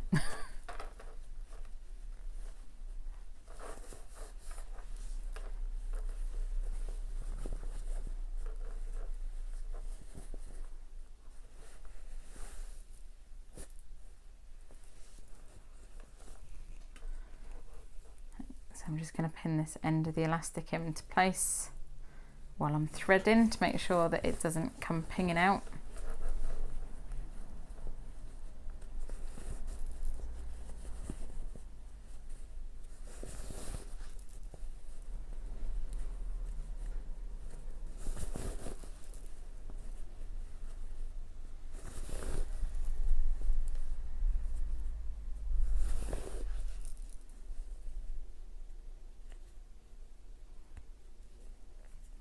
Okay, and then we'll just pull the safety pin with the elastic out the other end. Try not to disrupt your seam allowances in this end where we've opened the seam, because they're tucked under nicely. And if you can keep them tucked under nicely, it gives you a much neater finish on this bit. So I'm just going to back stitch a couple of times over the end where the elastic's hanging out.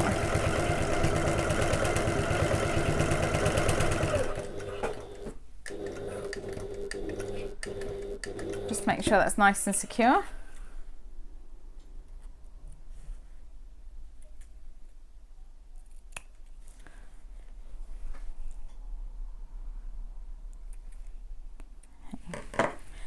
And then let's secure this other end. Be careful now because that might go pinging around. There you go. So I'm just going to secure this into place and then trim the excess off.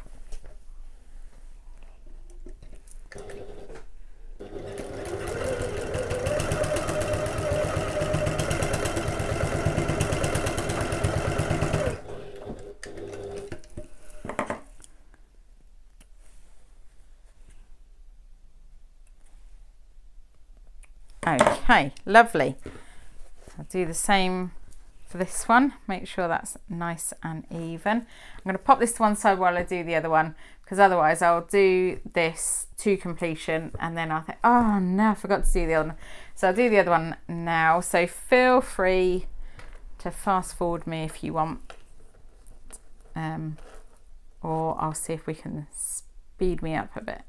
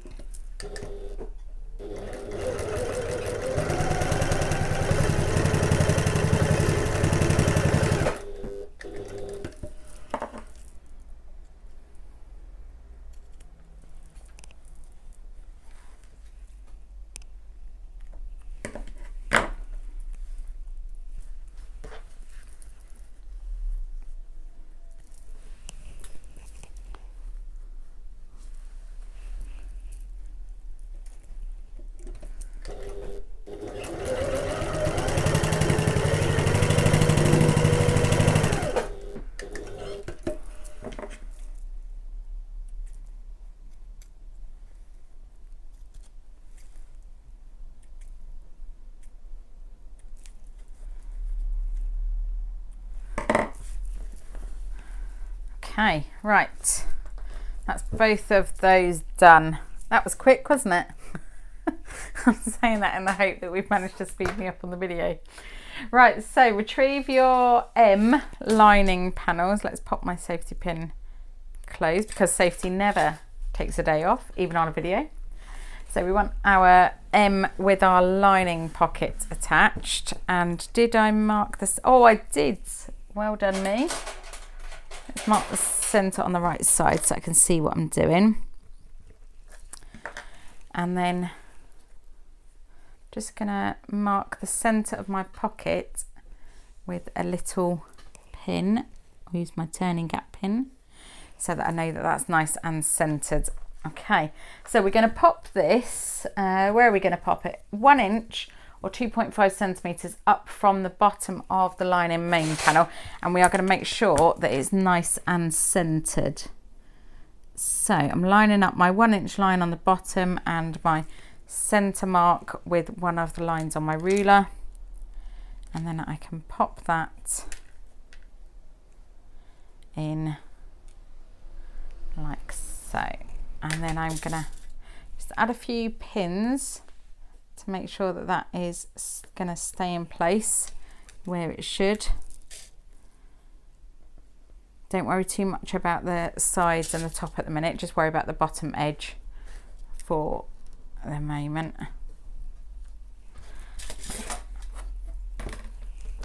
Just add a couple of extra pins in just to be sure that is not going anywhere. Okay, right, let's pin this zip pocket out of the way.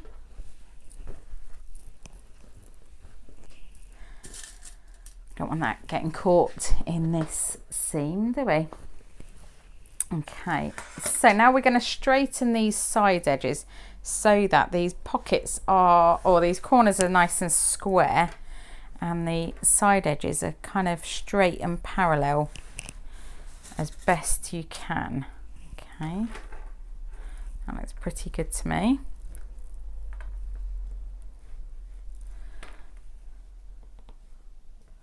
And then straighten it out. Now that will come very close to your zip box, don't panic. Okay, it shouldn't quite meet it. If it does, just move your pocket down slightly, that's okay. Okay, and then we'll straighten this so these are nice and square. Just take that extra bulk of fabric into this bit of the pocket if you need to, just so that it's nice and flat where you're going to be sewing. Oh dear, I seem to have a blunt pin.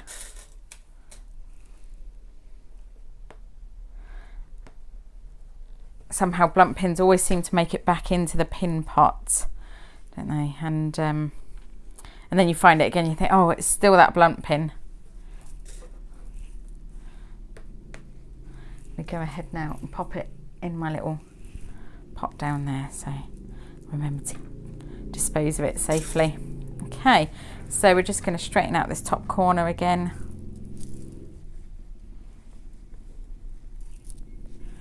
Pin that into place. There we go. Right, so what we're going to do now is we're going to sew down from the top to the corner, pivot with our needle down along the bottom, and that will close the turning gap, and then back up to the second top edge. Okay, so we just need to make sure that whatever goes through the sewing machine is completely flat. I'm going to use my regular stitch length for this one. I'm going to back stitch out the start and the end. So you just need to make sure that your zip pocket is out the way, and your lining main panel and everything that goes through the foot is nice and flat. So you will need to sort of tug on your lining slightly just to make sure it's flat as it goes through the foot.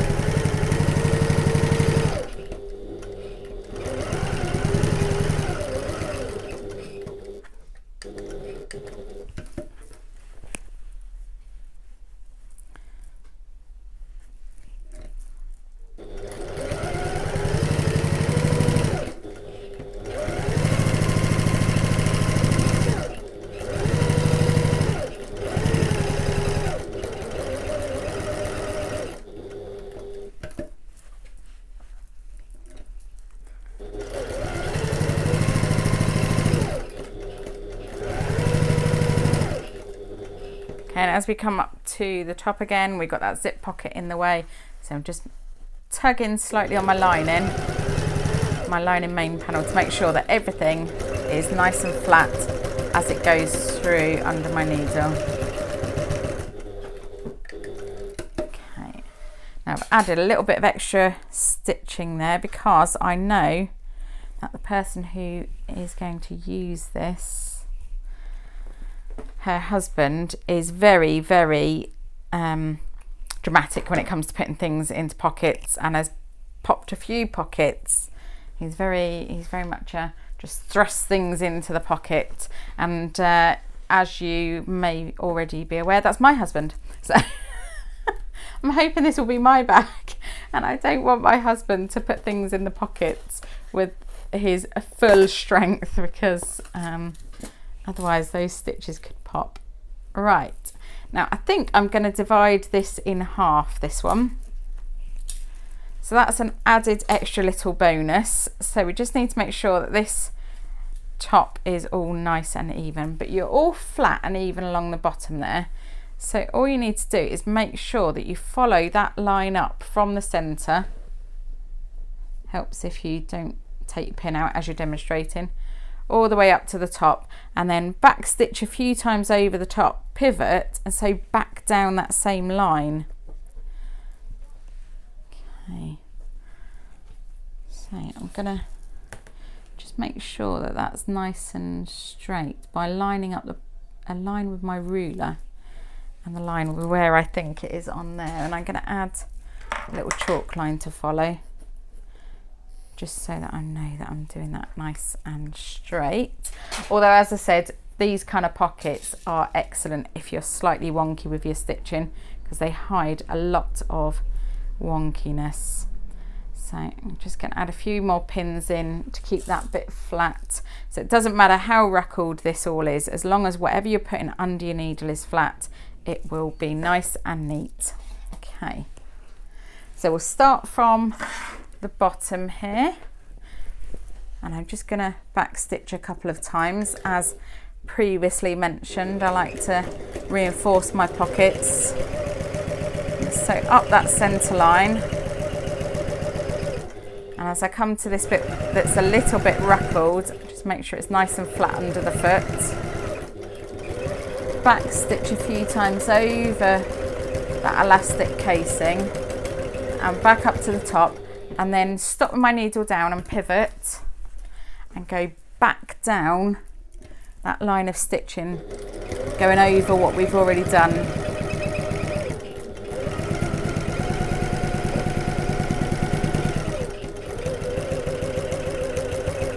And then a couple of back stitches at the bottom. Okay, there we go, and just trim those extra threads. And I can take these pins out, and I can unpin that zipped pocket. So double check that that still works and there's nothing caught there. Yep, that's great. Oh, my pocket looks great because I've got that little pop of exterior fabric showing in there. And then I've got my two elasticated pockets, and they are great. So don't panic too much about the fact that this lining looks like it's pulling up. Once we insert it into the bag, that gusset is going to hold this nice and flat, and this will be the only ruckled bit there. I'm just going to add a few more stitches to this little top corner here. Could go back and add a little rivet in each top corner if you wanted, just to be sure that your corners are going to be nice and secure. Just noticed that I've missed a little bit right at the very top of that pocket, so I'm just going to add these few extra stitches just to make sure that it's nice and secure. And that looks very secure now. I think he'd be hard going to accidentally pop one of these lines of stitching. Right, so that is our first panel. As you may be aware, we've got our second pocket, so you can retrieve that. This one can go to one side for the minute, along with your base gusset that you've already popped to one side. And we need our second lining main panel. This hasn't got anything on it at the moment. This one's completely plain. And I'm going to mark my centres for this one because we will need it later on in construction as well. And mark them top and bottom. Was that the bottom? Did I mark in the right place? That's the question I did. Yeah, excellent. And I'm just going to do that on the wrong side as well, just to be sure that it can be seen later on when we need to use those marks for construction. So we're going to add this pocket the same way as we did the other one. Just going to mark the center of this pocket, mark it with a pin there, that's fine. So exactly the same as we did before. We're going to pop it 1 inch or 2.5 centimeters from the bottom of the panel and line up the center.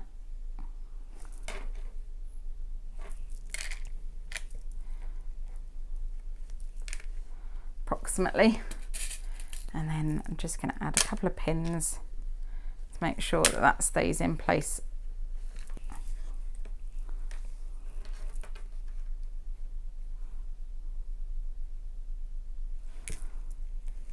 There we go, just double checked before I pinned that, just in case it moved around any. I can put a few extra pins in here just to be sure that's staying in place exactly where we want it to.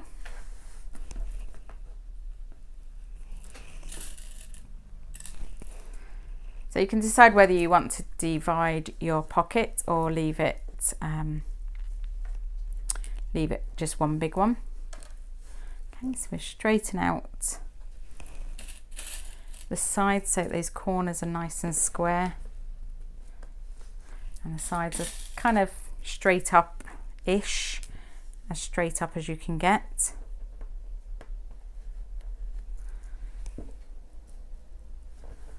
And the top corner as well. Now this one you don't have to worry about the zip pocket being in the way, do you? So you can be a little bit more relaxed on your positioning. And this one, we'll just straighten it out.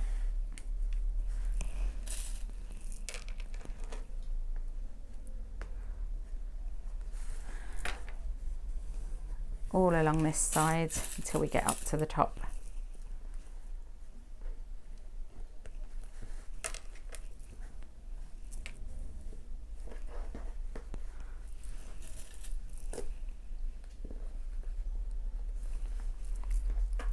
Okay, lovely. So now we can sew that into place, same way as we did before.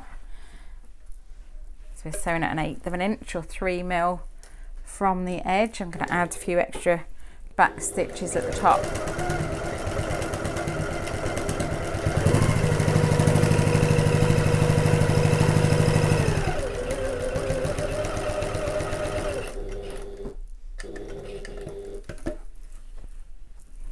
And along the bottom.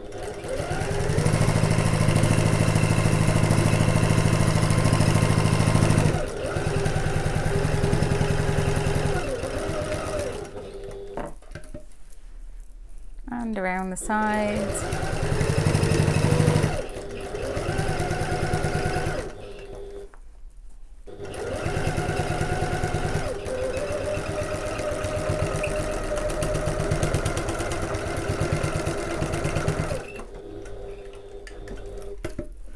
Okay, so now we can decide whether we're going to divide this up the middle or not. I was thinking I would, but let's have a look. Take my pins out and then we can have a look. I think sometimes it's nice to have one big pocket. You can, well, the size of my feet, I can fit a pair of slippers or flip-flops in a pocket this size. So, oh, decisions. I think I am going to leave that undivided, actually. I think I'm going to leave it one big pocket. So we've done both of our lining panels now.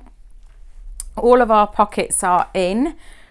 On the lining at least. We've done our gusset lining pockets, we've done our zipped pocket, and we've done our elasticated pocket. So all of these lining panels are ready for final construction, so they can all go to one side while we work on the rest of the bag.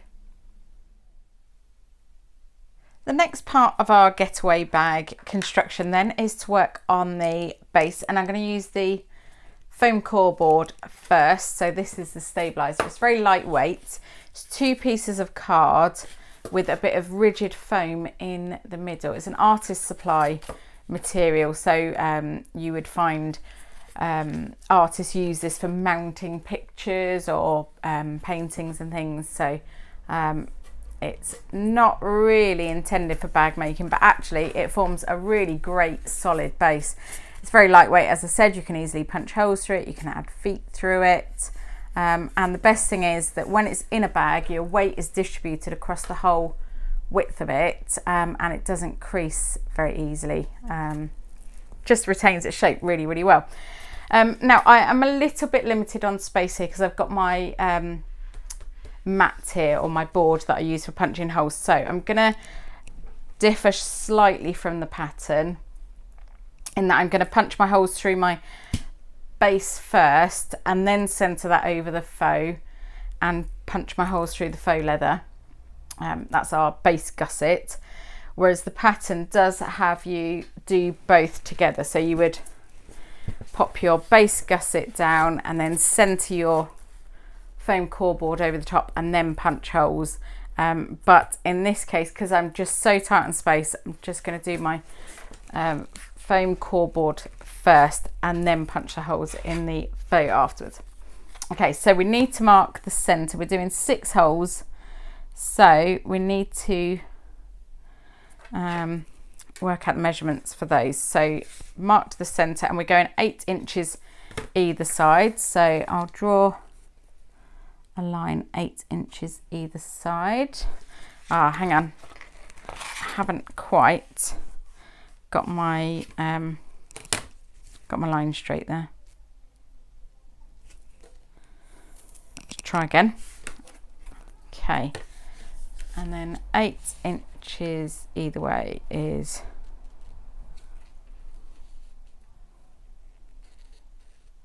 approximately there.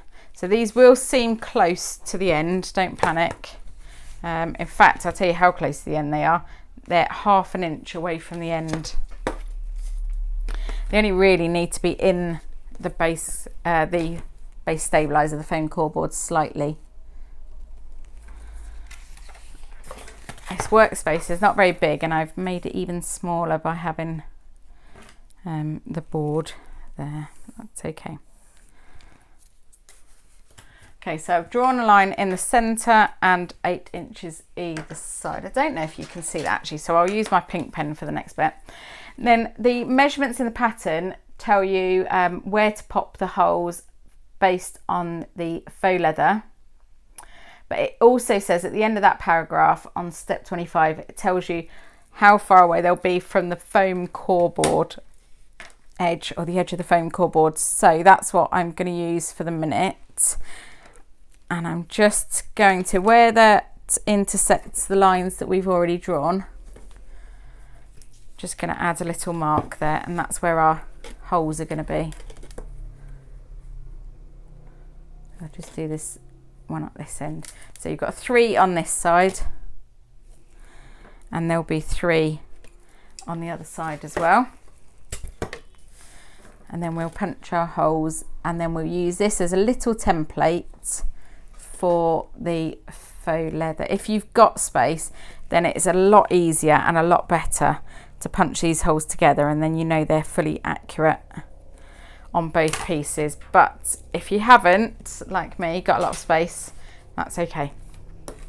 Do it this way instead. Right, so we're just going to punch these 4 holes in here. Now I did bring up a punch. Where have I put it? not there. Might have left it downstairs. I'm sure I brought it up though, so it's gone walkies somewhere. Let's see if I've got another punch up here. I've got an awl, that will do. Okay. I'm just going to pop a hole through there, and I'm going to push all the way through, make sure not to bend my board. Give it a little wiggle to open that hole out. Make sure your fingers are not underneath while you're doing this one. Give that a little wiggle.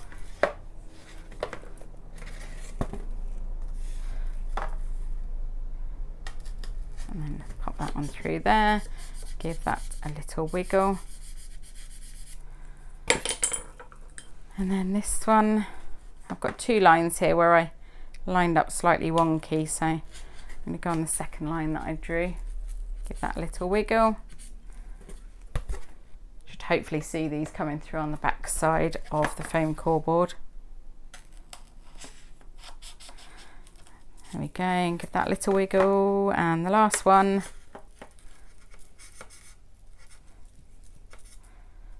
There we go. Okay, so we should have 6 holes in our foam core board base, and then we're going to pop this on top of our faux leather base gusset, and that is piece B.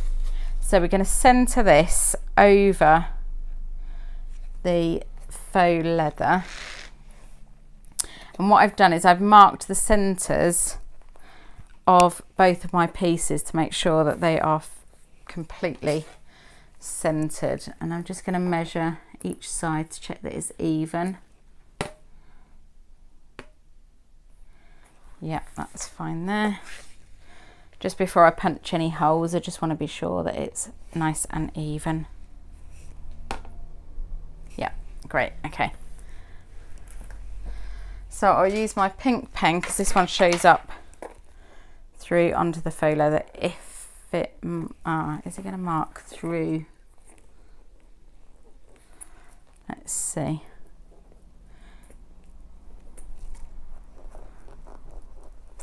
Might find that this is not marked.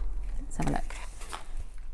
Yes, it has. It's marked 4 of them where I've drawn, so I'll just expand on those very slightly, and then I'll line up for the last 2 because my board is not quite as big as all that. Just popping my awl through, and then I'll line up my centre there. Just add a pin as well. Double check that we are going into the right place on both holes. This is so much easier to do if you've got a big enough workspace to just do all 6 in one go.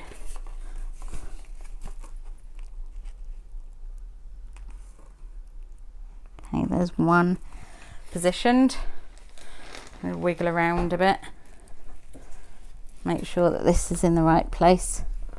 Oh, it's all dark under there. I think I do make life very difficult for myself.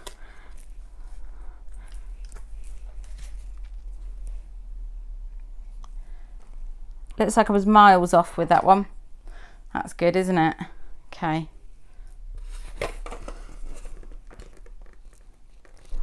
Right, that one's definitely in place. I feel like I need a helper to do this with me. I should have phoned a friend, shouldn't I? Okay.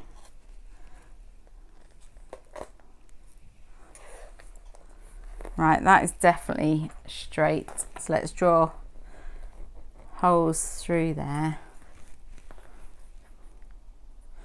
And then before I punch these, I will double check these measurements against the measurements on the pattern, just to be sure that I have definitely got them in the right place. Okay.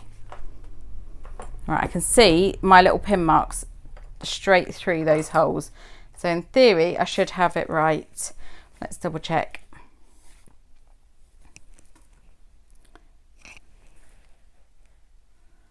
That's 2 inches. It needs to come over slightly to there.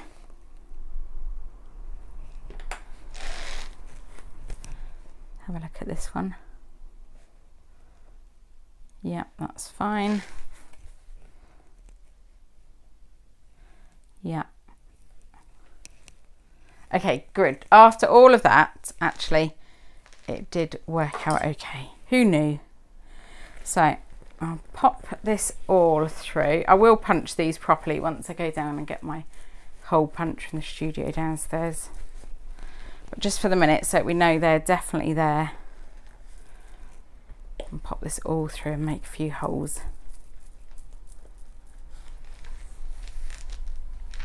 Let's do this side first. So in the end, this will be where we pop our feet through. That's one of the last things we're going to do, is put our feet through these layers and through the foam core board, and then these feet will hold the foam core board in place, stop it slipping around.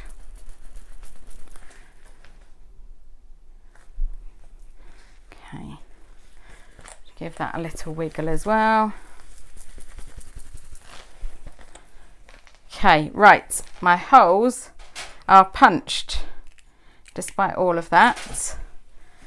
So these can be put to one side for the minute. Our base gusset and foam core board are done with. This one is done with until the very, very end. So you can pop that somewhere. As long as you remember where you've put it, you should be okay to pop it away. I'm going to put my wooden board away for the minute as well, because we're done with that. Okay. Right, we'll get started on preparing the gussets now. So we need some strap tabs. That's your Q pieces of fabric.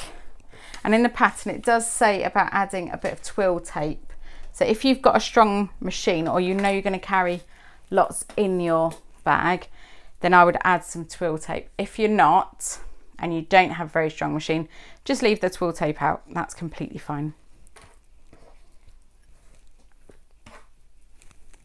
Okay. So what we need to do now is draw a line along the centre of these strap tabs.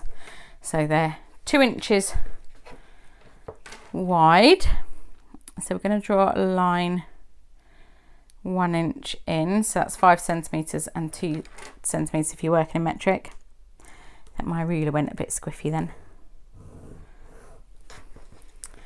Just doing this on the wrong side. Drawing a line along the centre horizontally. Okay. Let's see, what do we do? So we fold it in first. Okay. Let's just give it a little press to make sure it's nice and neat. And I'm going to steam press this twill tape as well while we're at it before we cut it. You don't want it to shrink while we're using it. You'll notice my twill tape is quite a bit wider than the pattern states, so we cut it down. Because of how it's constructed or woven, you can easily just trim it down to the correct width without it fraying or unravelling, as long as it's got these sort of defined lines throughout it. Okay, right, so what we're going to do is just fold each long edge in to the centre and give it a little press.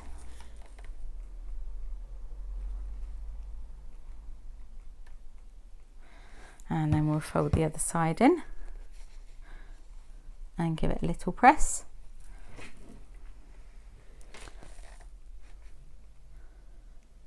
Okay. And I'm just going to pop that like that upside down or right side up, and that will help train the back edges then to stay in place.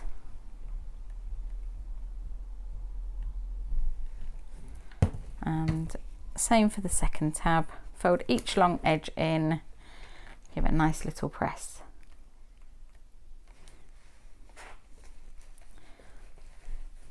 Okay, Lovely. So as that cools, that will get a little bit crisper then.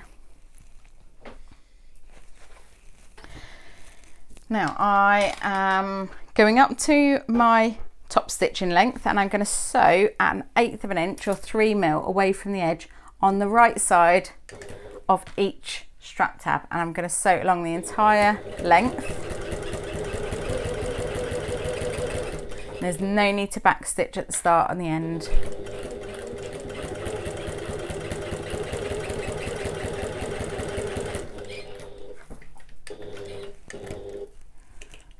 And then we'll go along the second side as well.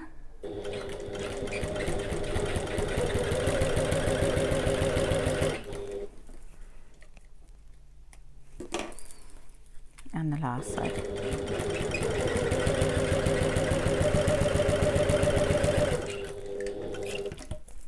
Okay, so you should have both long edges of both tabs have been top stitched, and that's purely just to hold these raw edges into the back. Okay, just tie these threads off because I've managed to start a little bit in from the end, as you do, or as I seem to be able to do. I'm just going to tie those together to make sure it doesn't unravel. Okay, there we go.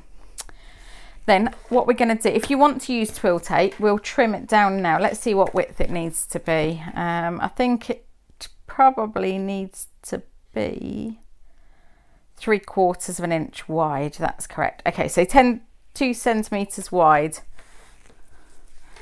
and we only actually need 8 inches altogether, so I can cut that down while I'm here.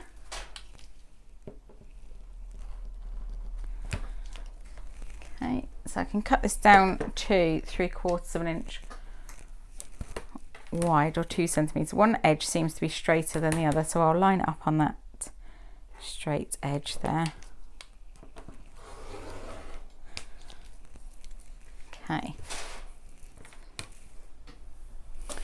and then this is going to be basted into the strap tabs just to give it a bit of extra strength. Don't know why I counted that. It's got markings on the map. So all we're going to do on the back side that's got the raw edges on it, I'm just going to place it on the back there and line it up so that it's completely centered, and on this end as well. Okay, and we're just going to sew it into place on the short ends. If you want to add a bit of extra decorative stitching along your tab, you can now. So you can do a few extra lines just to hold that twill tape in place, although it should hold in place well enough, just the ends, because you're going to be sewing it into place very soon. So it doesn't need to stay together for very long. Okay. Right, so we are going to base this into place 1/4 of an inch from the, hang on, from the long edges. Okay, let's baste it across the short edges first. I think that should say short edges. I think I've misread that, because otherwise we'd be top stitching it, wouldn't we, rather than basting it. Okay, so I'm just gonna baste this into place 1/4 of an inch from the short ends.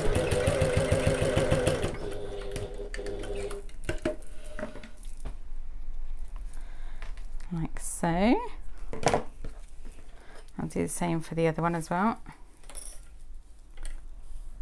And then if you want to add any extra rows of stitching, you can.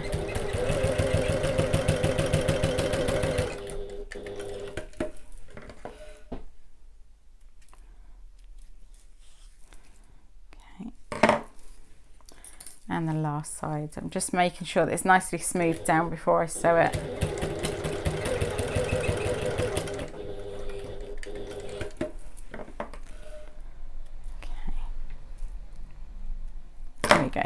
So if you want to go in and add some extra stitching, you can do lines at 1/4 of an inch in from the edge, or 6mm if you'd like, or you can just do one set. I'm going to flick ahead and see if we're doing double lines on the overlays, because if we are, it might be nice to have a bit of extra.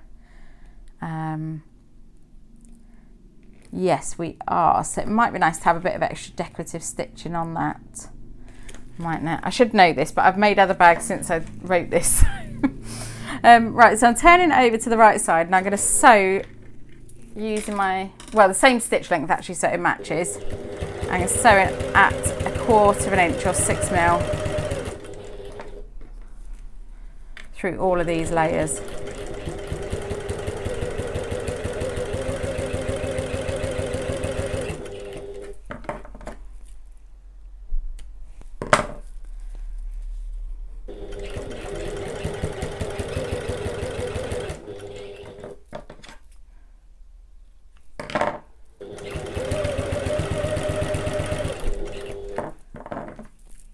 We're getting there. You can add a few extra lines of stitching as well if you want a few extra for decorative reasons.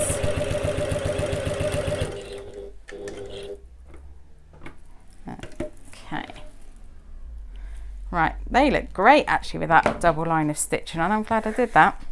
I'd like to go back and tell myself that I'm glad that I did that, and then I wouldn't have had to deliberate for so long, would I? Okay, let's add then some triangle rings. I've got all my hardware in this handy little pouch. Okay. So I'm just going to pop this through to the centre, match up those ends so it's nice and even. Oh, that looks great actually with that extra bit of top stitching. Do the same for this one. And then what I'm going to do is I'm just going to baste along the short open ends just to hold those layers all together. Well, actually I say baste, but I'm just going to use my same stitch length that I was using before.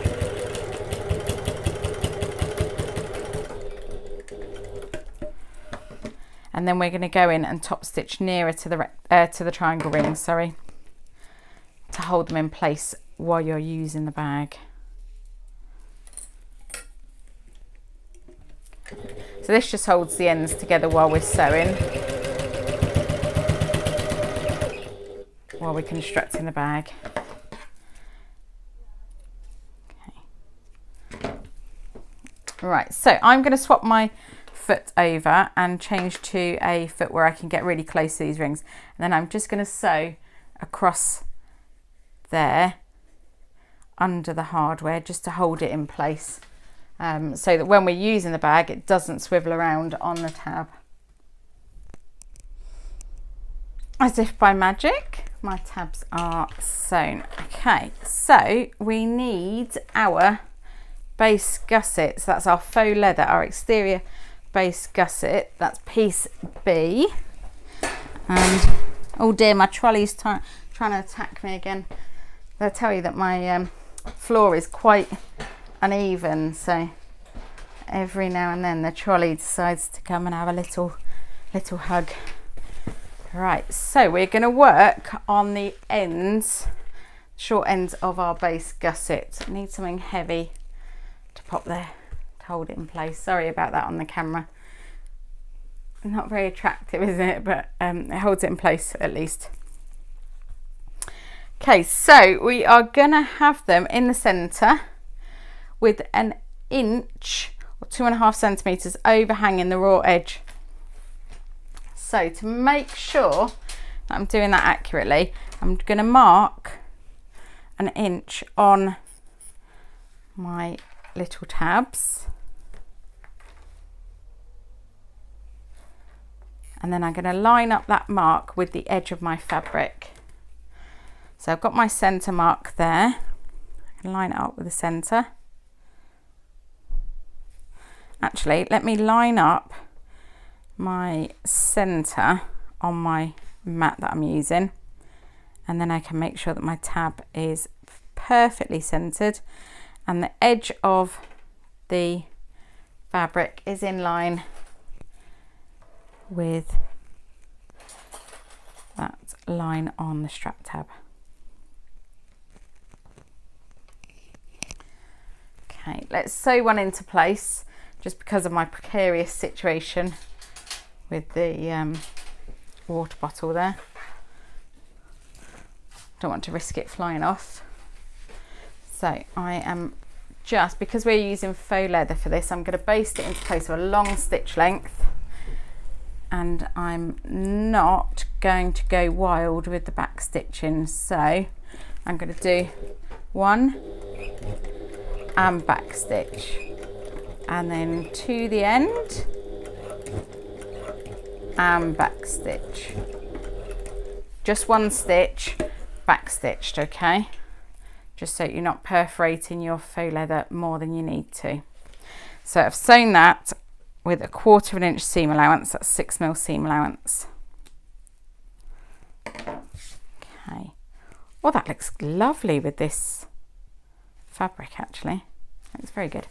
Right, sorry to get distracted there. Okay, let's pop this one on then.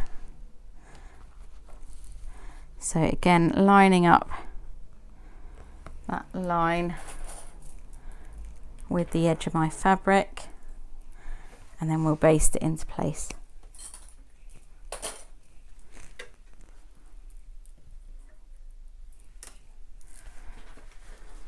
And I'm not overdoing my back stitches when it comes to basting this into place. Just one stitch and back stitch, one stitch and back stitch. Okay, there we go. Right, so those are both attached or basted into place, so that's great. We can pop this to one side for the minute, and we are going to work on our gusset pockets. So that is the exterior gusset pockets, piece L1. So that's the ones that you've cut, having folded the pattern piece and then cut them out, so they're slightly smaller.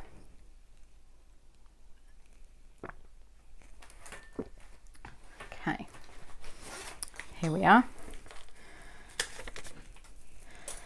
So you should have two of your lovely exterior fabric ones, and those should be interfaced, and then you should have two lovely lining ones which are uninterfaced. So we're going to repeat what we did earlier.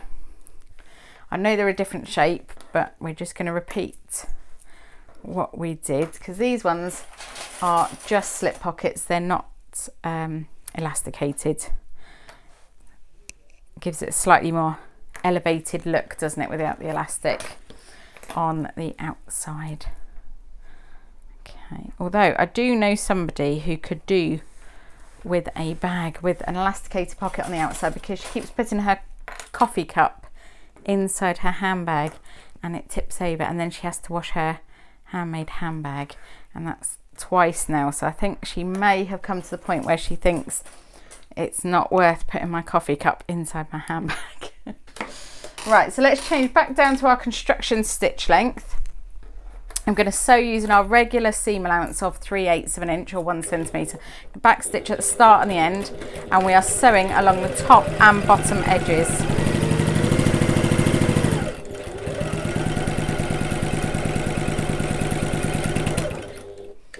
This is exactly how we did it for the lining ones.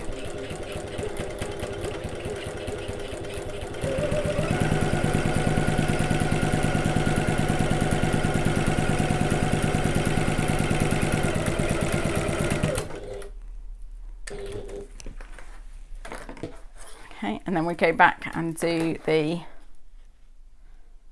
other edges.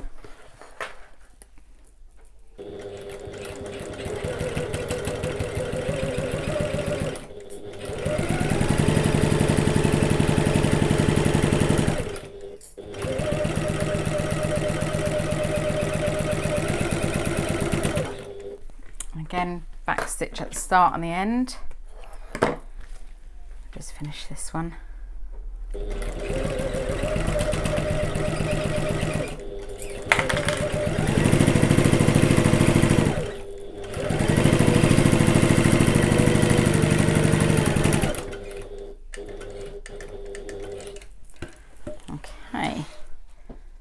grab those back before they fall off the end of my table. Okay. I'm blaming the wonderful large table I've got downstairs in the studio. I'm not used to working on a smaller table, that's what I'm blaming. Okay, so we're going to turn these right sides out so they should be a tube at the moment. I'm going to turn them right sides out and then we give them a little press and those will form our pockets. So let's press that to the wrong side so it's nice and proud. I want a nice neat top to these pockets because these are going to be on the outside of our bag. Okay, do apologise if you hear any traffic outside. We've only got single glazed windows in the studio and they're doing some roadworks on one of the main roads, so everything's been diverted down our little street where our studio is. It's getting a little bit noisy at certain times of the day during school pickup and drop off and things. Right, so I've just smoothed that out and we're pressing along the bottom edge as well.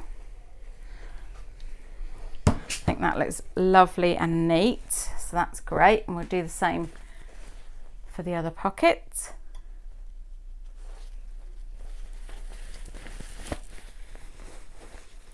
Turn it right sides out.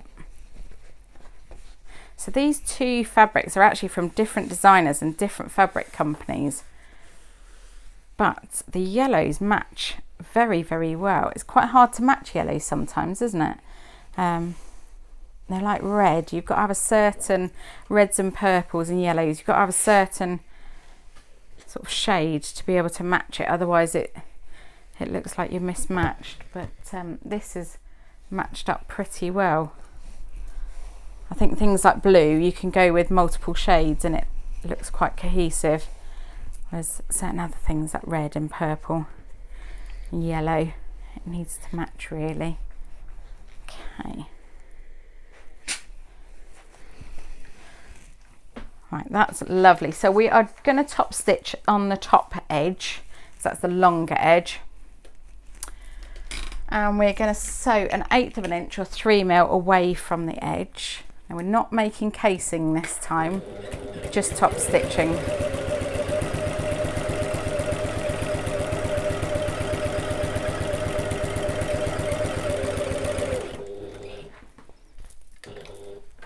And we'll do the second one as well.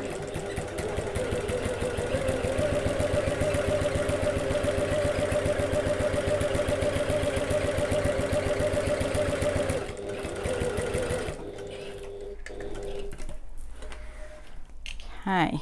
Oh, actually that dark charcoal thread doesn't look too bad on the yellow. I did wonder whether I should have maybe changed my thread colour for the bobbin, but actually it doesn't look too bad. So I think you can get away with that.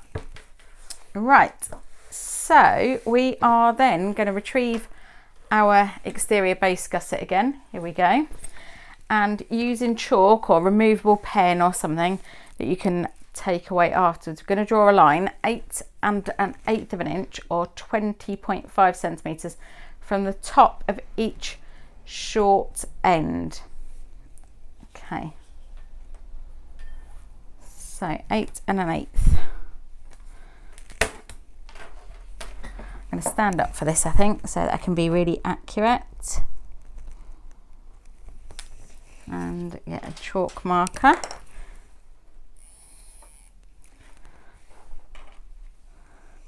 And I'm going to go all the way across just so I can line it up nicely. Okay. Then I'm going to pop the bottom edge of my pocket on that line. Okay. Don't worry too much if it overhangs.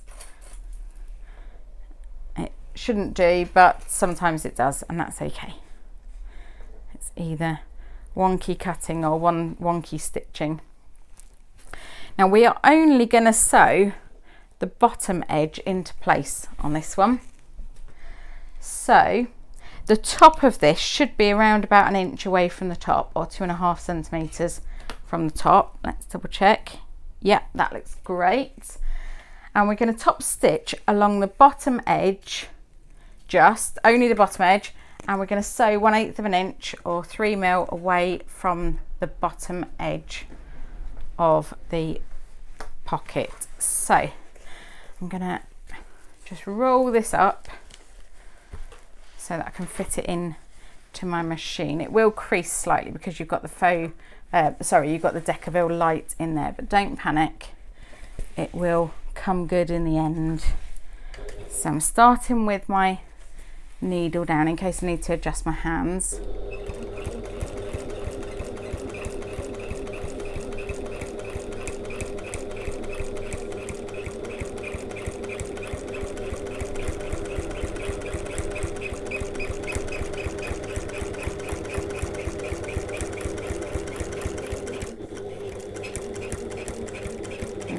All the way along, back stitch at the end then. Okay, I meant to say you should back stitch at the start as well.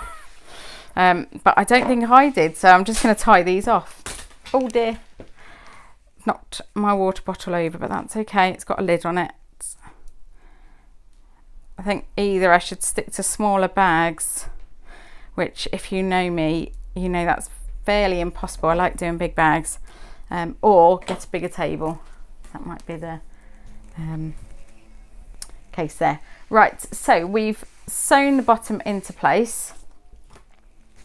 Then all we're going to do is fold the side edges in to meet the side edges of the base gusset. Okay, so just fold these in. What you might like to do, actually, let's mark an inch down from the top, because we know that's where the top of our pocket should meet approximately. Gives us something to aim for then, doesn't it?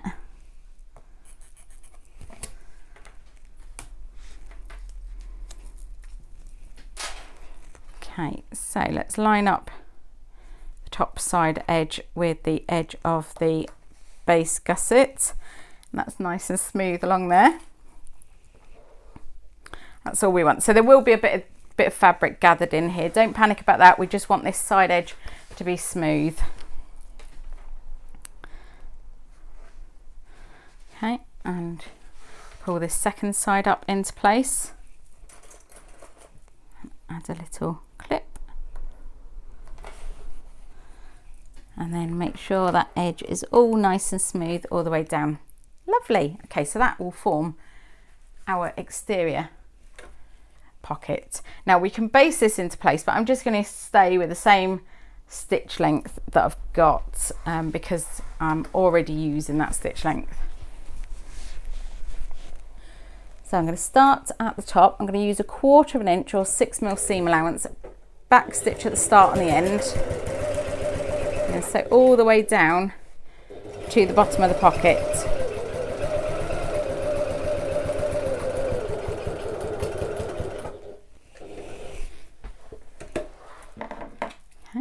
And I'll do the other side, and then I'm going to repeat this for the second exterior gusset pocket.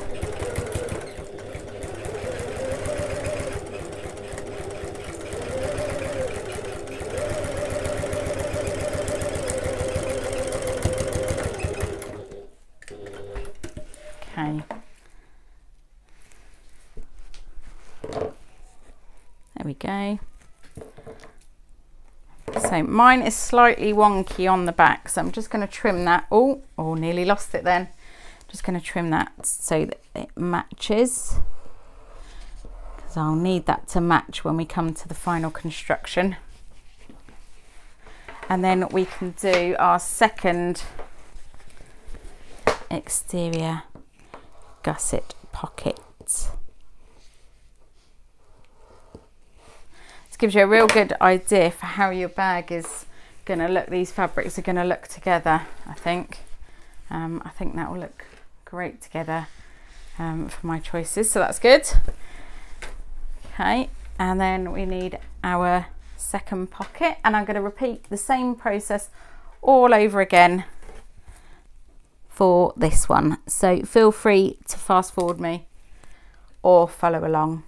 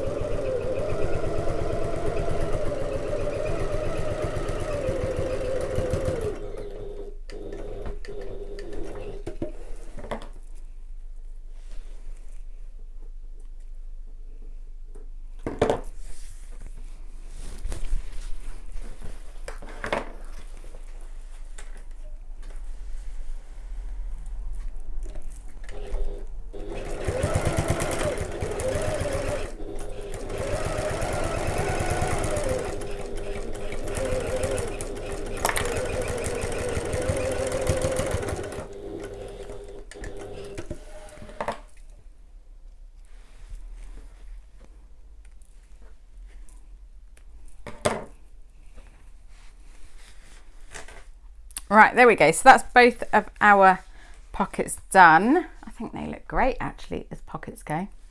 So this base gusset can be popped to one side so that we can work on our zip gusset next. Okay, so pop this away and we'll come back and use it again later. Just trim a few extra threads off. And then we'll need our zip gusset pieces and our long number 5 zip. So next thing we're going to do is sew our gusset. So you'll need your long number 5 zip. I've actually added a second zip pull onto mine so that I can have a double zip. All you do is, so I'm using continuous zip, and all you do is just add one way and one the other way. Just make sure that they're nicely lined up. Now the pattern tells you to sew the zip ends together at the open end. Because I'm using continuous zip, I've had to secure it at both ends, and I've actually used a bit of glue on my ends. In fact, I think my zip may be longer than I need. Let's have a look. Yes, it is. So I'll just trim it down after I've sewn it. That's fine. Not a problem. That said, because it's slightly too long, I'm gonna just mark the center of my zip so that I can make sure that everything's nicely lined up and I haven't got a skew-if zip.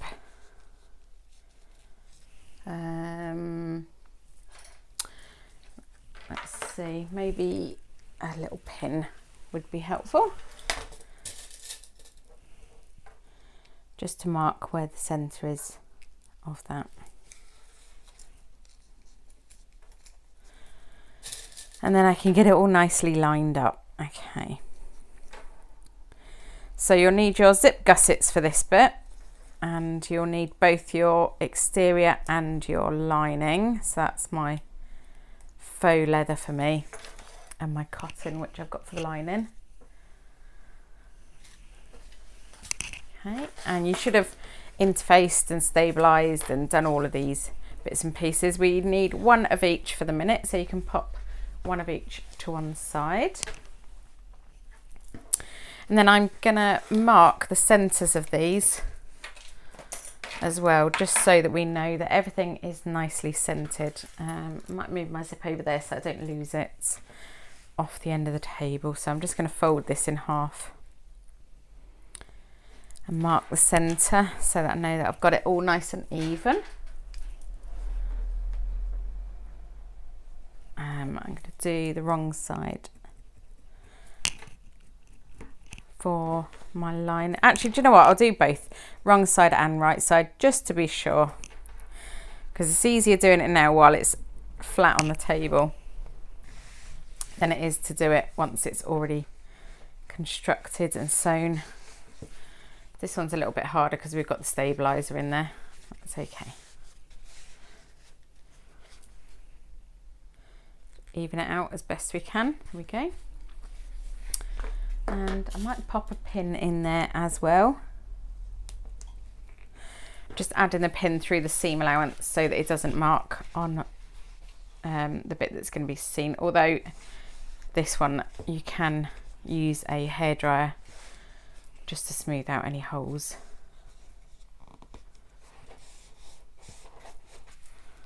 And I'll do the other side as well.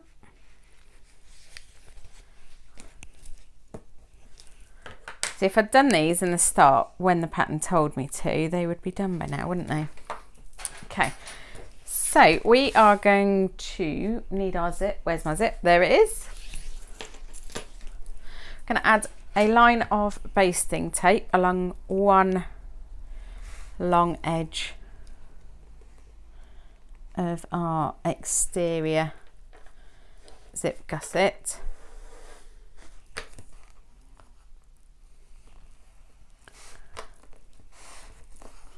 All the way along.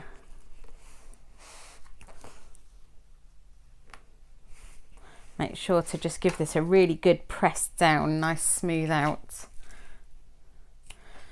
so that it sticks well. Okay.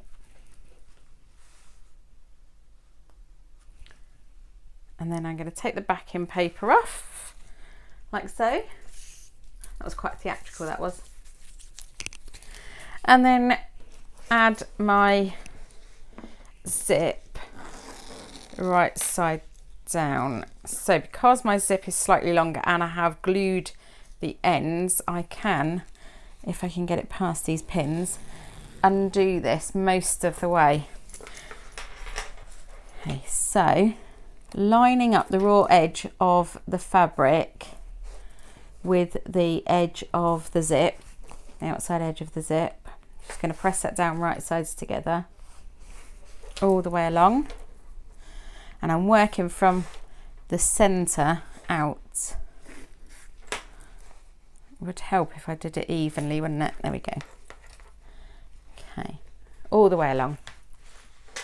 And then I'm going to add another bit of tape. No, hang on, I am actually going to, on the back of here, because the pattern tells us to stop sewing 1/2 inch from the end. So I'm going to just draw a little line 1/2 inch from either end on the wrong side, and then that will help us to know where to start and stop sewing. Okay, and then I'm going to add a line of double-sided basting tape just along between where the end of the faux leather is. So my zip is longer, and your zip might not be longer. If you've got the exact right length of zip, then it might just go right up until the end, and that's completely fine.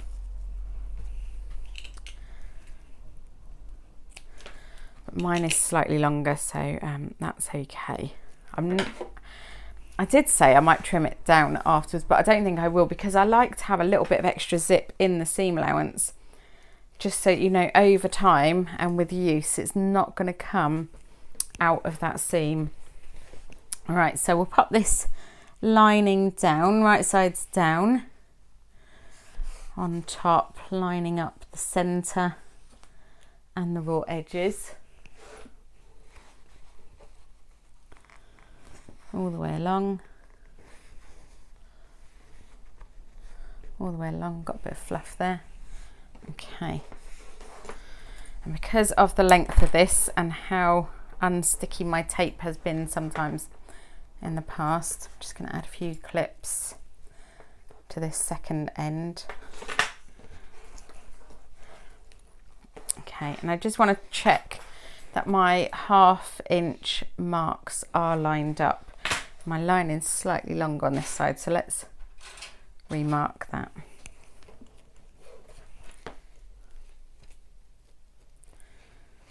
Oh, it's not far off.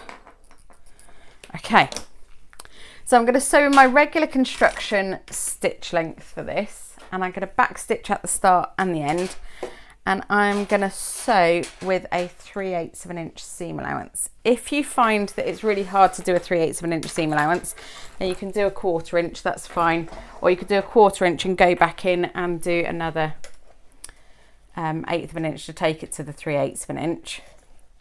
You just find that your zip gusset might be slightly wider than your base gusset and you need to trim it down. That's okay. Okay, so I'm getting this into place, and I'm going to start with my needle down, and then I can lift my hands and readjust if I need to. So I'm going to back stitch. Remember, I'm starting at 1/2 inch or 12mm in from the end.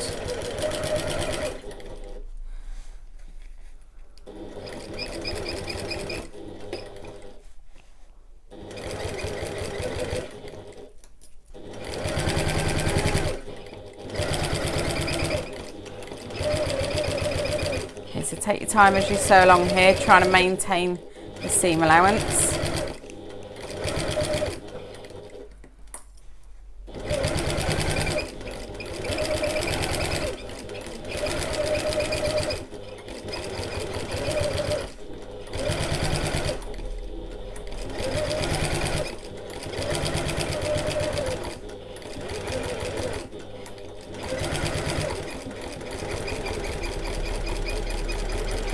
Oh, I nearly overshot the mark there.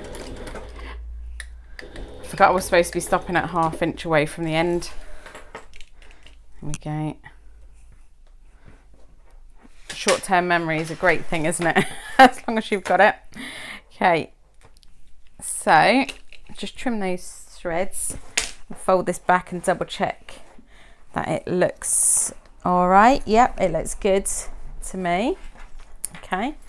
And then we're going to fold this back and press it if you can. If you're using faux leather like me, you might not be able to press it, and that's okay. I'm gonna actually, I think this gives it a much neater finish. I am going to just take out some of these basting stitches that hold in the foam into place and trim this foam away from the seam allowance, because that will mean that that can fold back much neater. So I'm just going to whiz along with my little seam ripper and take these basting stitches out.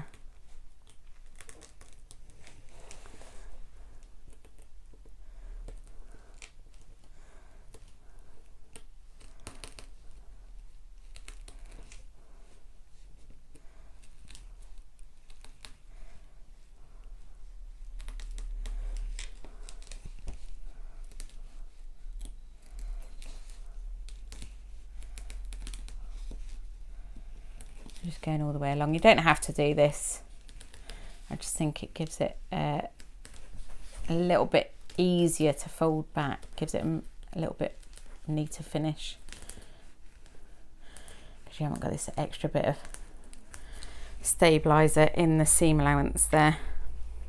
Okay, so I'm just going to nip along and trim this extra little bit. It's such a small amount. It's only barely 3/8 of an inch. No, 3 mil, sorry, 1/8 of an inch that we're just trimming away there. That just gives it a nicer, neater finish, because there's a little bit less bulk in the seam allowance there. Okay, so you can decide whether you think that's worth it or not, and it's completely okay if you don't trim it back.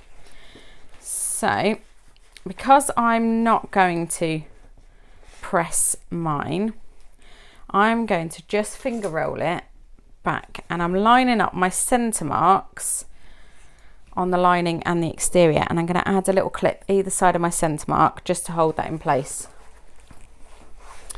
and then do the same. So I'm holding onto the zip teeth and tugging that lining back away so that it lines up with the raw edge of the faux leather, the exterior.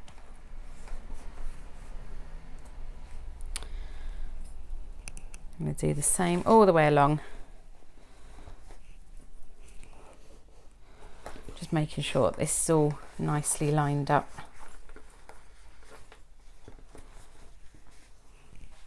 And what I like to do for the top stitching is I like to just close my zip,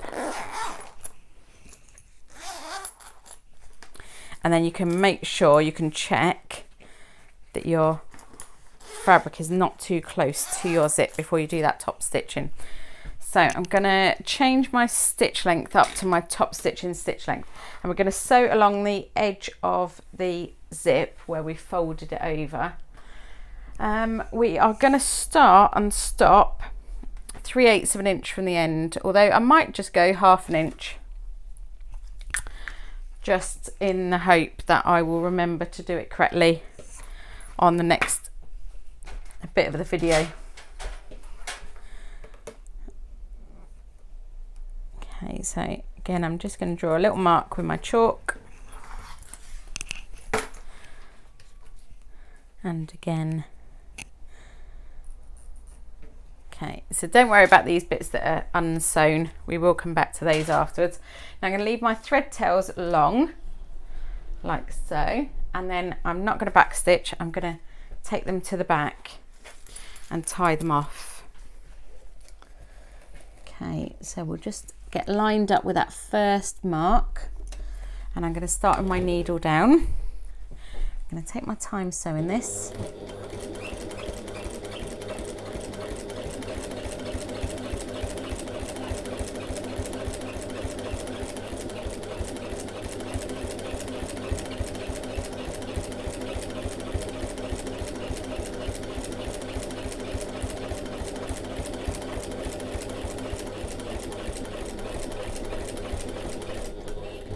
Okay, and I'm coming up to my zip pulls so I can move them out of the way, move both of them so that I stay zipped up.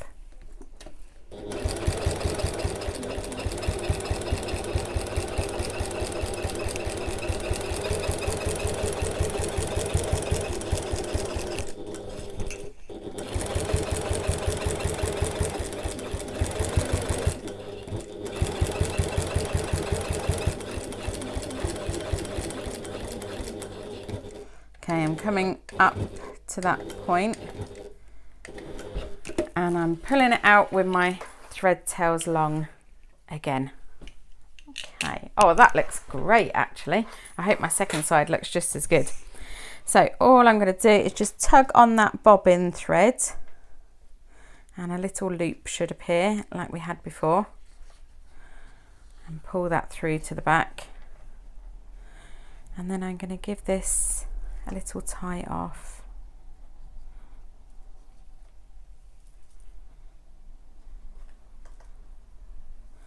and 3 times. You could probably get away with 2 times, but I think 3 just gives me that extra little bit of security. And I do the same on the other end. So just pull it on my bobbin thread and grab hold of that little loop that comes out. Okay.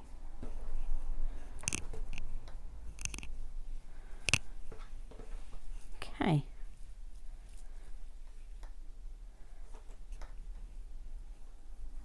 Out of once, twice, 3 times. There you go. Shows a song that goes like that. Okay, so that's one of our sides done. We're not going to baste. I know you're probably tempted to baste this open edge together, but we're not going to do that. We are going to move on to the other side. So I'll open my zip out again and retrieve our other exterior gussets. Again, I'm going to mark my centres. Wonder if it might show up a bit better if I used a pen instead. Possibly. Let's mark it on the right side as well.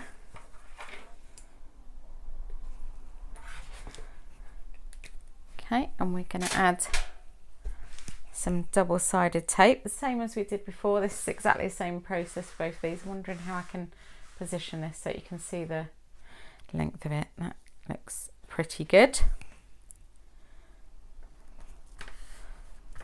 Okay, we go the whole length of this. Probably should have started and stopped our tape ½ an inch away from the end, shouldn't we? I didn't think of that. I'll have to pick it out later. Let's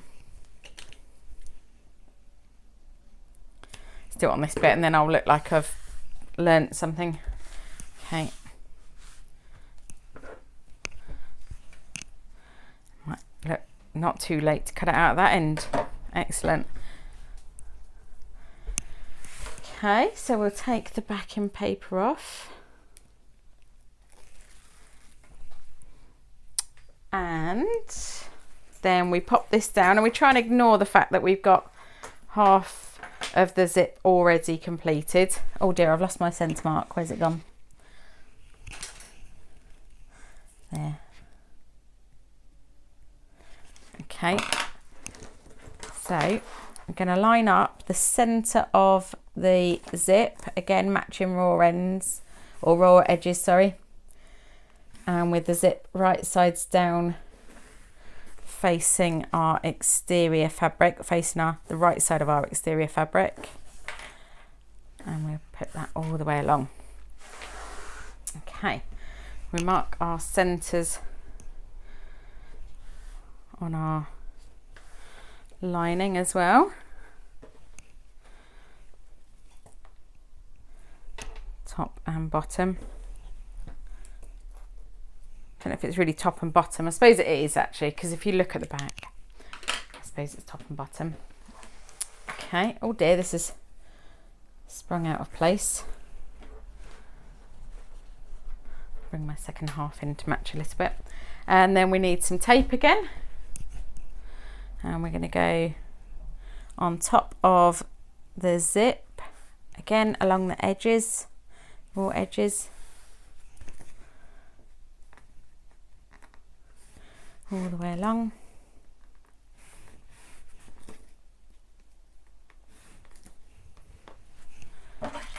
To about there-ish. Take this off. Just giving that a nice little press down to make sure it's nice and secure on there. And then we can pop the lining on top, matching up the centre. Add a few clips to this as well to hold it in place. Okay, and then I'm just smoothing this down as I go all the way along the length.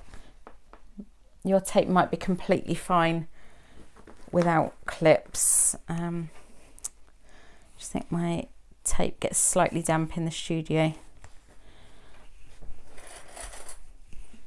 So although it sticks, sometimes it does come unstuck, and it's always at the most inconvenient times. So I think it's a little bit easier to clip it sometimes. Right, let's mark our 1/2 inch on the lining side, back of the lining, and that is perfectly aligned. So we do 1/2 inch there. That's 1.2 centimeters if you're working in metric. And then we're going to do the same as we did before. So we're going to pop this through on a construction stitch length, and I'm going to back stitch at the start and the end, and I'm going to sew with a 3/8 of an inch or 1 centimeter seam allowance. I wonder if I can pop a pin in this loose end just to hold it in place for me to get under the foot. There we go, that's better. Okay, I've got my needle down, so I can take that pin out now, so I don't have to worry about breaking a needle. A little bit of back stitching. Okay, I'm going to sew to the other mark now, so not quite to the end.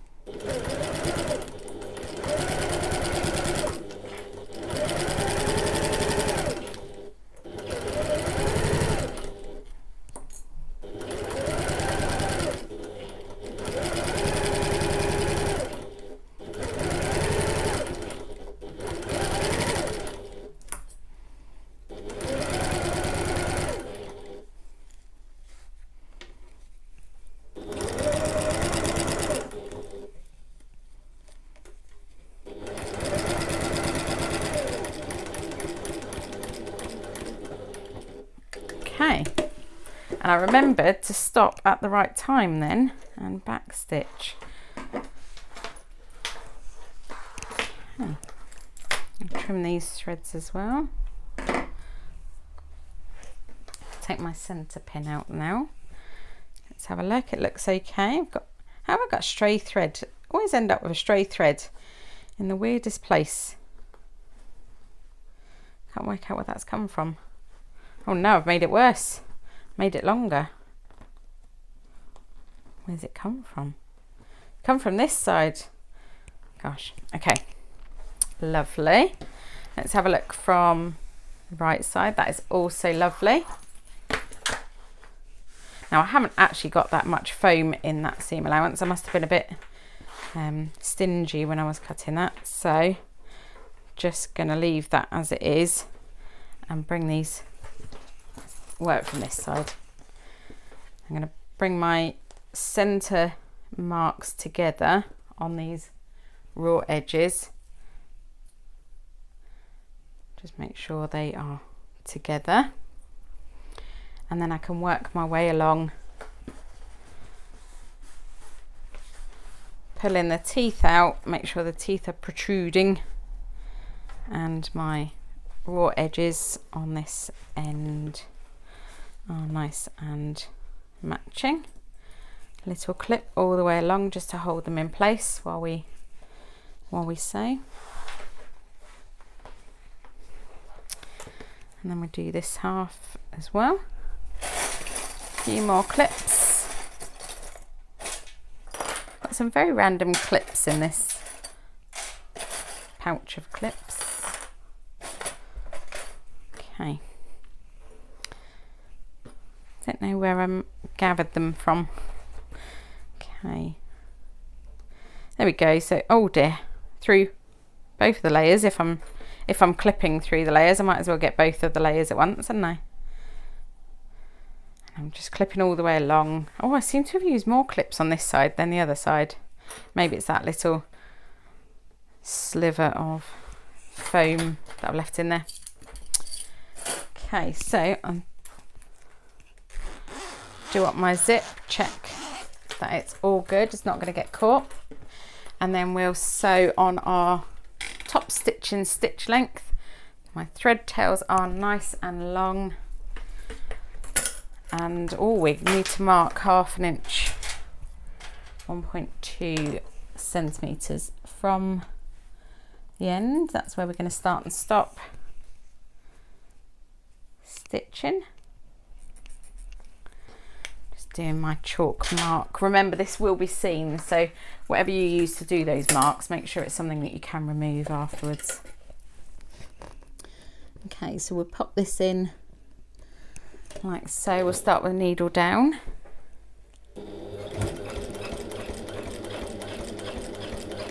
I didn't back stitch then, so we're going to tie our thread tails off.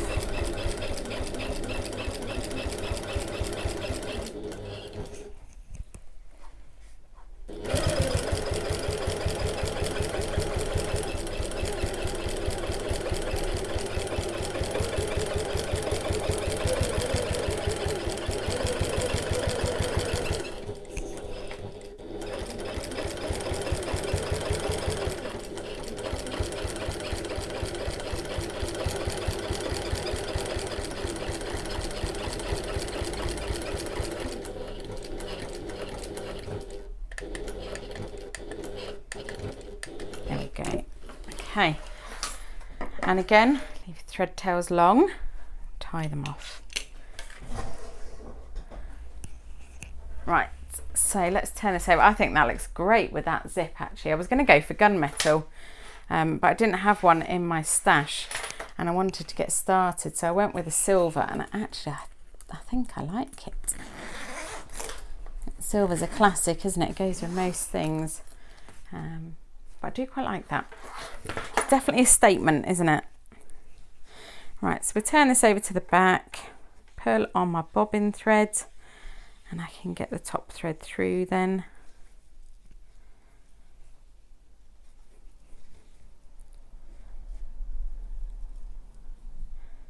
And twice and 3 times, tie that knot. Okay, and the other side, tie this off, or pull it through rather, and then we can tie it off.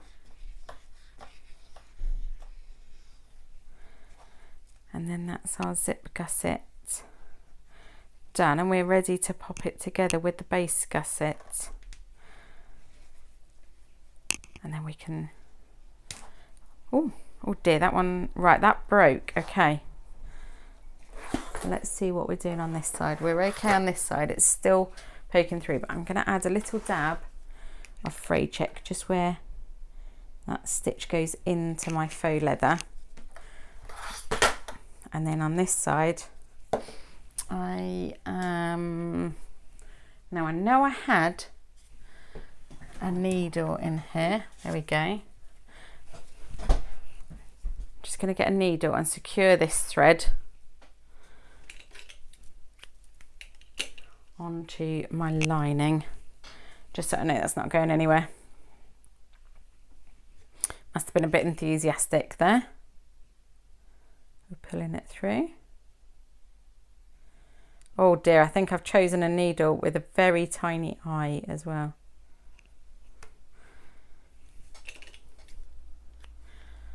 Okay, just talk amongst yourselves for a minute while I try to thread a needle. I think it's so small I can't even get my needle threader through.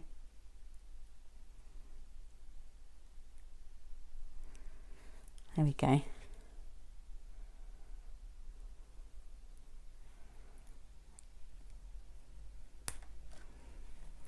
Lovely, okay. Right, so let's just secure this with just a stitch.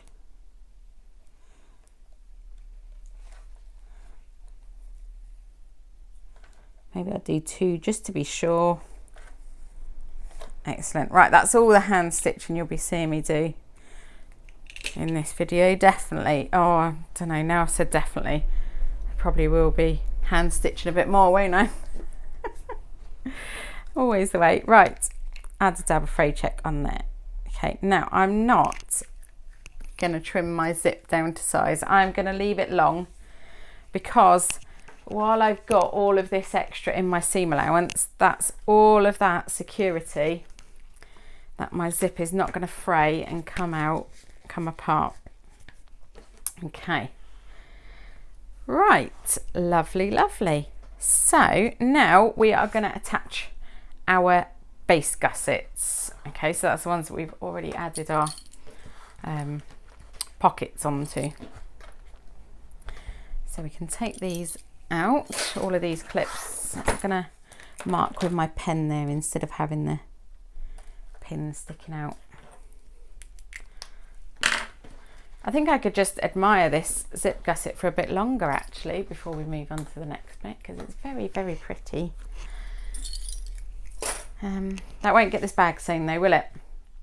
Right, so we're going to start with the lining base gusset. So grab hold of your lining base gusset with your elasticated pockets on.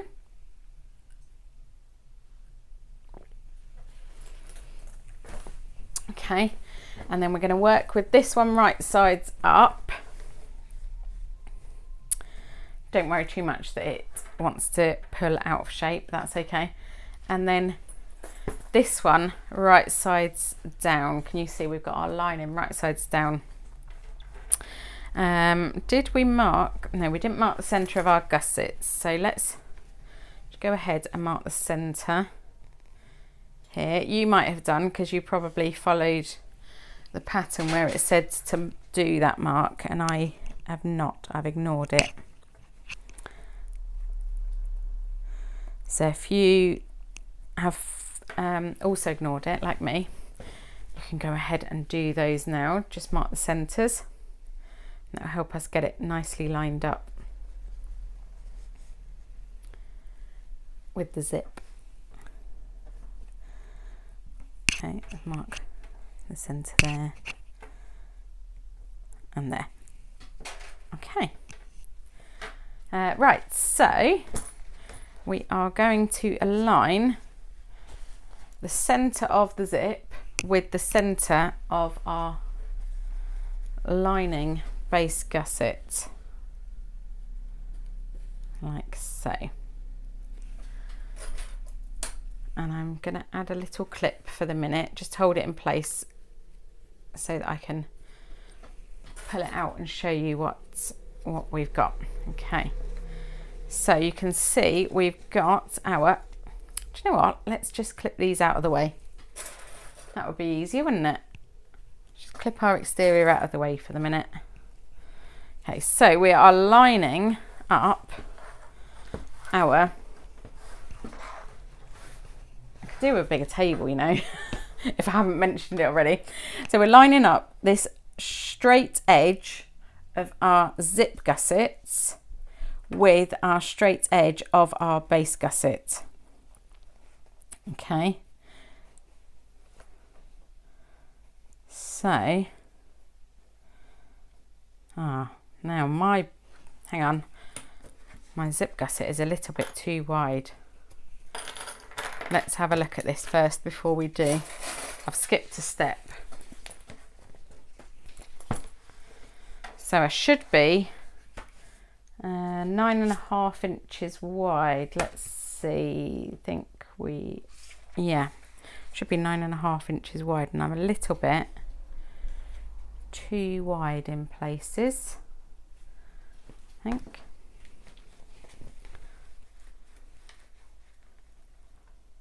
Oh no, I'm perfectly matching elsewhere, so it's just at this end. Okay.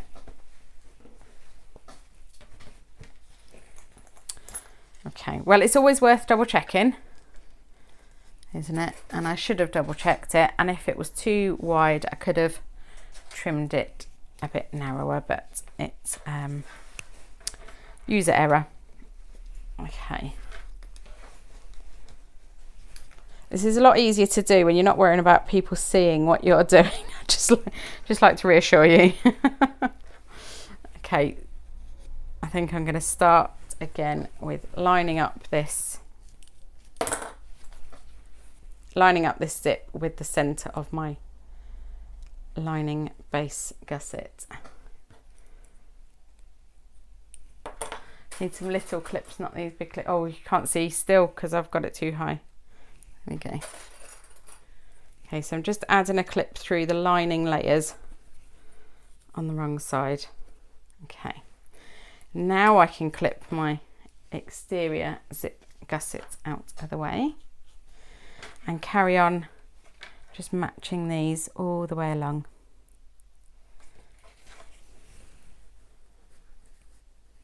Yeah, that's fine actually.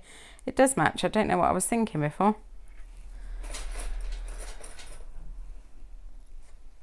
Okay, so I'm just clipping all the way along, only through these lining layers, and they're right sides together. Do this side as well. It must have been my elastic throwing me off a bit. Okay, so I'm just clipping along. Now, because we've left that little bit unsewn, what we can do is we can fold back the exterior layers and just sew through the lining layers. So you can either do this in two parts where you sew as far as the seam allowances and then stop and then sew from the other side, or you can go all the way along. It really just depends on how comfortable you feel sewing this. It is a little bit bulky in this area, but the bulk is not going under your needle. It's just there to be a bit annoying. Okay. So let's swap back down to our construction stitch length, and we'll pop this under the presser foot and see how we get on. If you've got an extension table, this is the perfect time to pop it on. So I'm going to pop mine on because it will just hold the bulk of this and keep it nicely balanced rather than it trying to hang off the machine.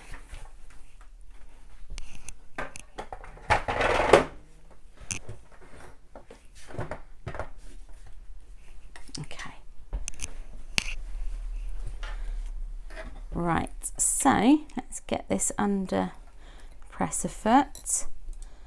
There we go. I'm going to start my needle down and back stitch. Once you've sewn a few stitches, then you can really sort of pull this out of the way and manipulate it how you need to make sure that all those edges are nicely lined up and everything is nice and flat underneath.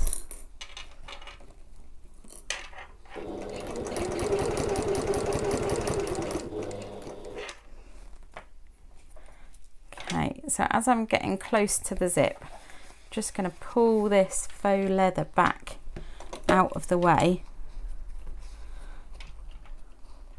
so that it's not interfering with my stitching line.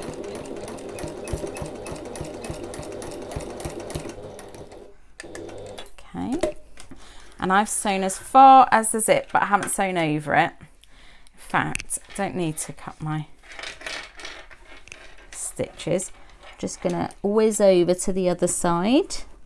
I say whiz, I'm carefully manoeuvring rather over to the other side and pop that under the foot, starting my needle down and a bit of back stitching, and then I can carry on to the other end of the seam.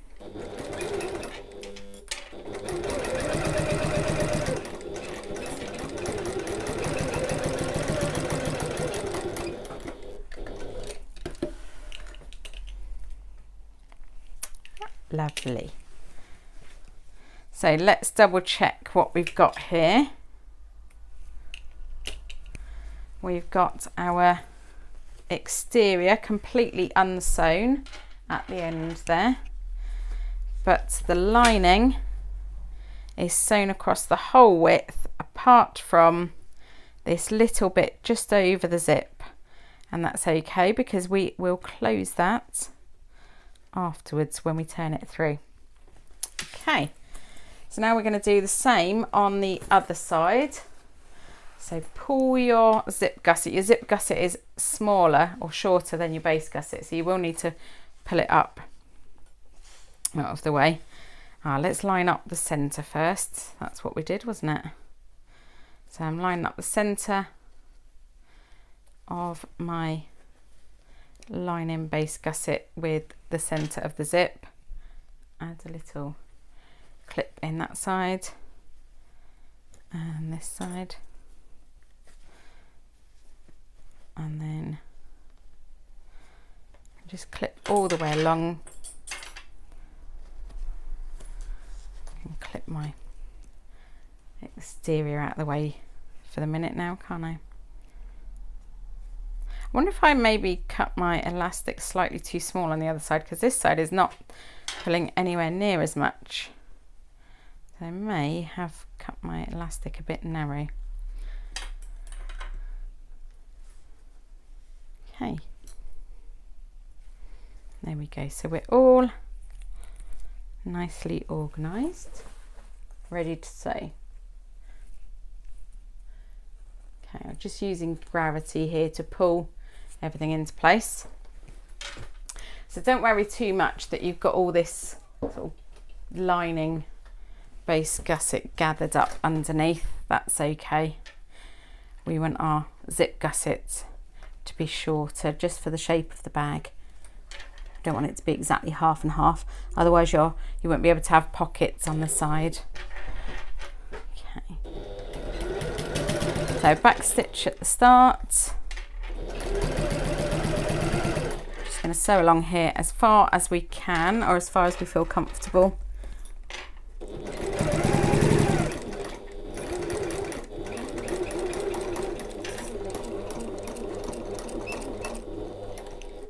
Back stitch where we're stopping, and then flip over. Do you know, I wonder it. I'm just going to try sewing it from the other side for a minute and see if that works as well, just so I can tell you if it does or not. Because I've sewn halfway. I'm just clipping that bit where the elastic is, because it's a little bit annoying, isn't it, have it moving around. So we'll start from this side this time. Needle down, back stitch,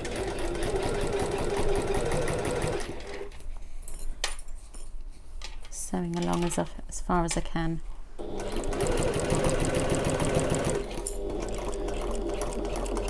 Right, I can't sew as far,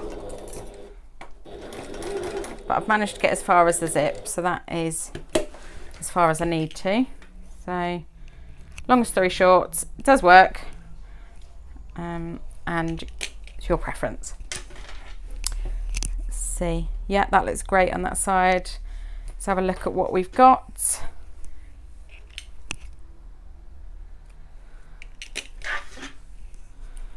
We have got the exterior completely detached from the lining there, and the lining completely detached. Lovely. Okay, so that's our base gusset and the zip gusset sewn in together, right sides facing. Lovely. Okay, so now we are going to, I might just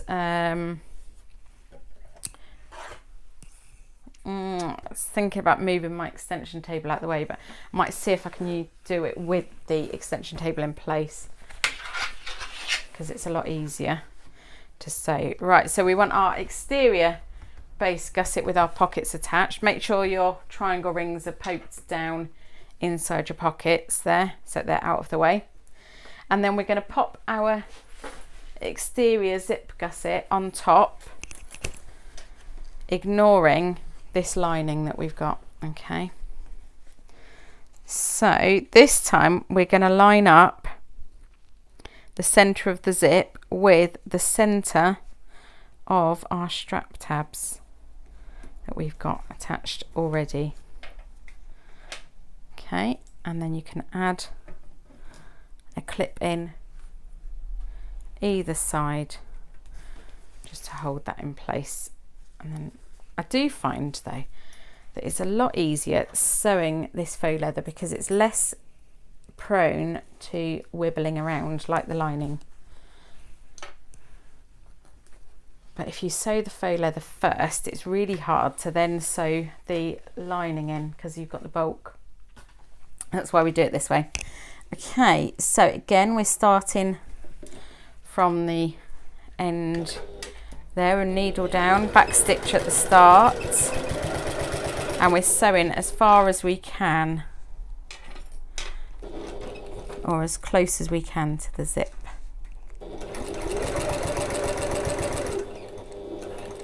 And as long as we've got our lining pulled back, which we have, you should be able to go as close as you can. And then back stitch. Okay. And then we're gonna whiz over to the other side and start with needle down, back stitch. And then make sure you're keeping your seam allowance here.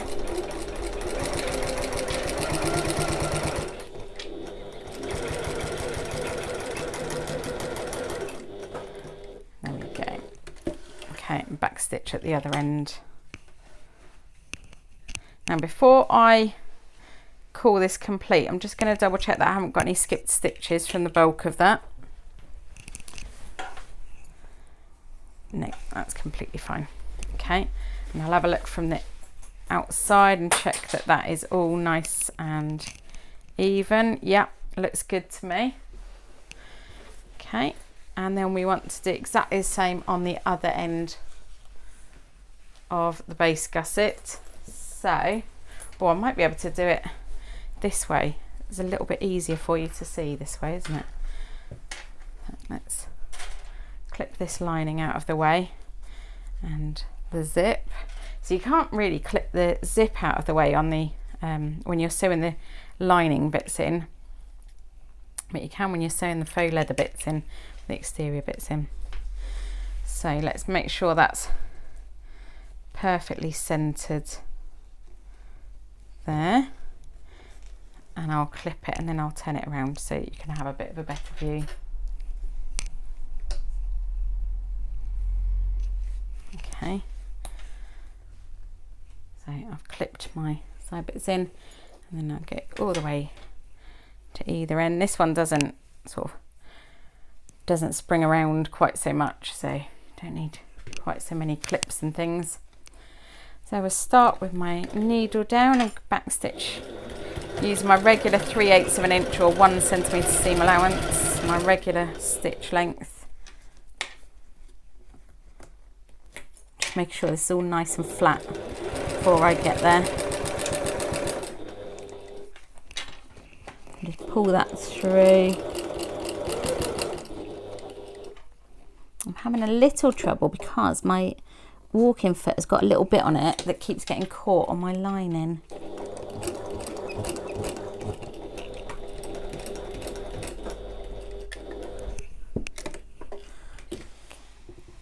Oh, I think my bobbin has run out. Oh dear, and it was all going so well. Right, what I'm going to do then, I will refill a bobbin and I'll come back and finish sewing across there. But basically we're doing exactly the same as we did before.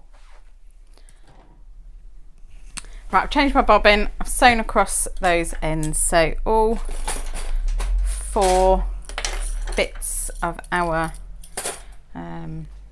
gussets are sewn together, so we can get rid of this extension table for now. We will use this later though, or I will use this later for doing the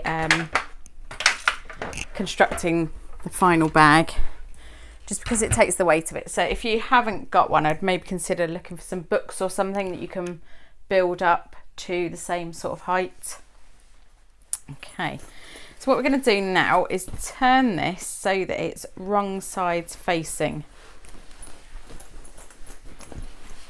Okay, and we want it to be exterior side out. There's a bit of manoeuvring and manipulating. Okay, so at this point you should have your lining sewed only to your lining and your exterior sewn only to your exterior, and the only place they meet is where this zip is in the middle there. Okay, so folding this back, and just temporarily I'm going to add a clip to hold these together. We don't want these edges to be attached to each other for final construction, but just for this moment, this next step, I'm just going to clip these seam allowances together to hold them in place. And what we want to do is just secure this little bit here where our strap tabs are, to make sure that that little hole where we didn't quite sew across on the inside is closed. And my seam allowances for my exterior are poking down, and that's how I want them to be. Okay, so I'm just getting this all lined up. Now all I'm going to do is sew across the width of the strap tab. So I'm going to sew from there to there, and I'm not going to back stitch. I'm going to leave my thread tails long. If you would prefer to add a rivet, then you can add a rivet.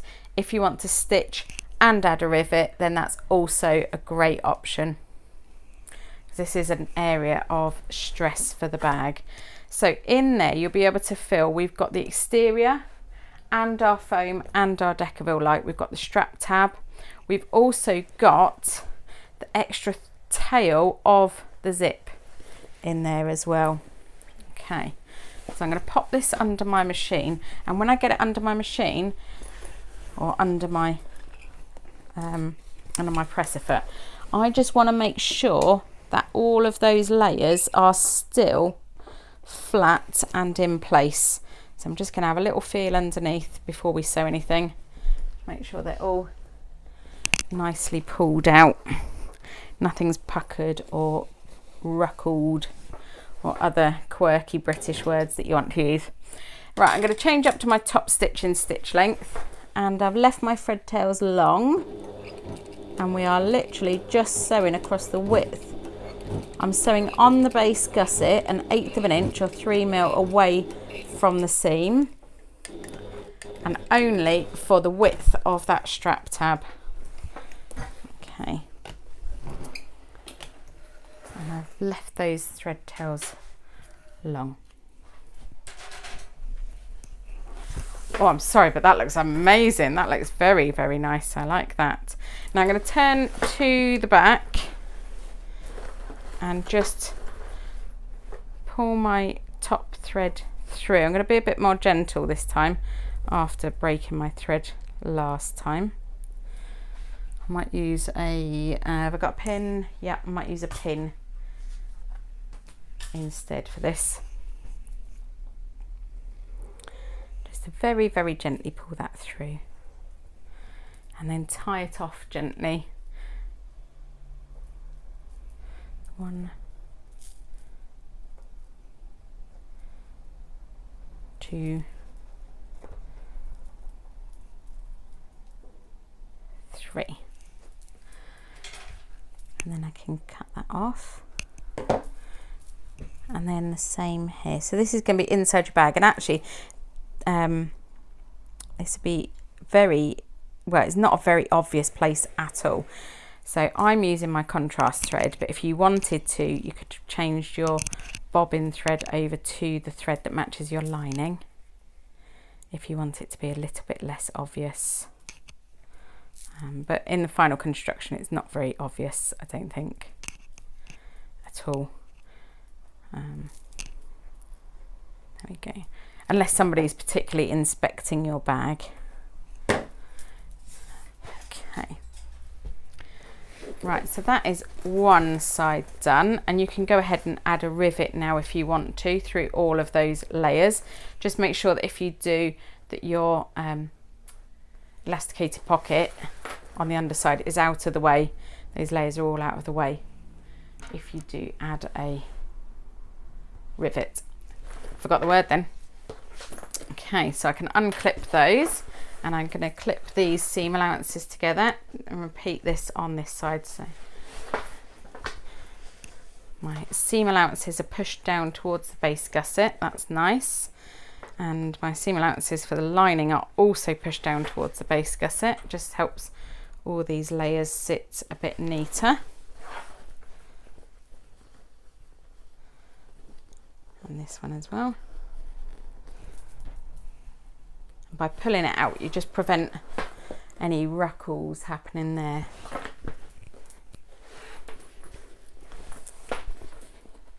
Okay, I'm going to pop this under my presser foot, making sure all those layers are still pointing downwards.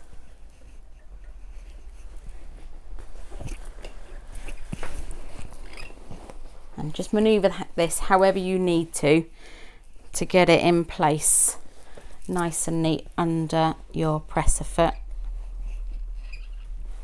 There we go. Okay, and I'm just going to give it a little tug. Just make sure that your base gusset, or the excess of your base gusset, this bit is not caught up under there. Now, oh, hang on, my thread tails are not very long. Let's pull them out a bit more. I want them nice and long for tying off afterwards, don't I? I can see it. There we go. Nice and long. Okay. So again, the same top stitching stitch length, and 1/8 of an inch or 3mm away from the seam, and just the width of that strap tab. There we go. Okay, and I can cut those off. So now exactly the same as we did before. I think that extra bit of stitching actually really helps, because it helps that strap tab to sit up nice and straight as well. Right, let's tie these off on the back again, gently, so that I don't break any. I just put the pin away that I had specially for doing this. Got it out, didn't I, to do this, and then didn't do it. Okay.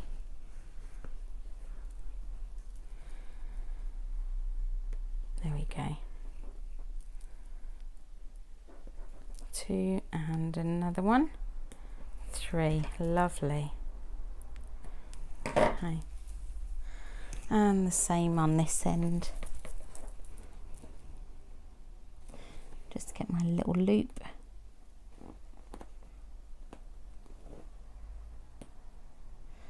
Oh, I can't seem to get my loop. There we go. A little bit more cautious now that I've broken a thread. Okay, 1 and 2 and 3. There we go. So that's our gusset done. And if it had sides, this would be a fantastic bag. It would look great, but it doesn't have any sides yet, does it? So the next thing we are going to do is attach some side panels. We've got our lining side panels ready, so we can attach those into the bag. And then after that, we'll get working on our exterior panels as well. Okay.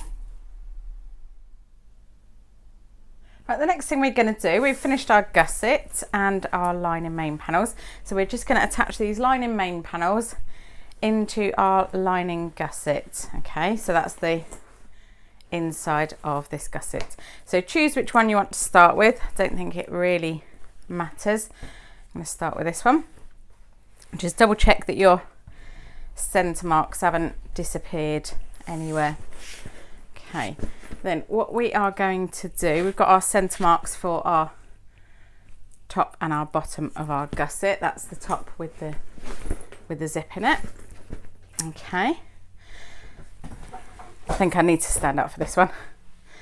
So then we are going to attach one of our lining panels into our lining. Okay, so with your lining gusset exposed, so that's this bit, and you can, if you would like to, just clip these exterior layers together and keep them out of the way. You're going to need to give them a good tug out of the way. Okay, and then we're going to match the centre of the lining gusset to the centre of the lining main panel, right sides together. Okay, like so.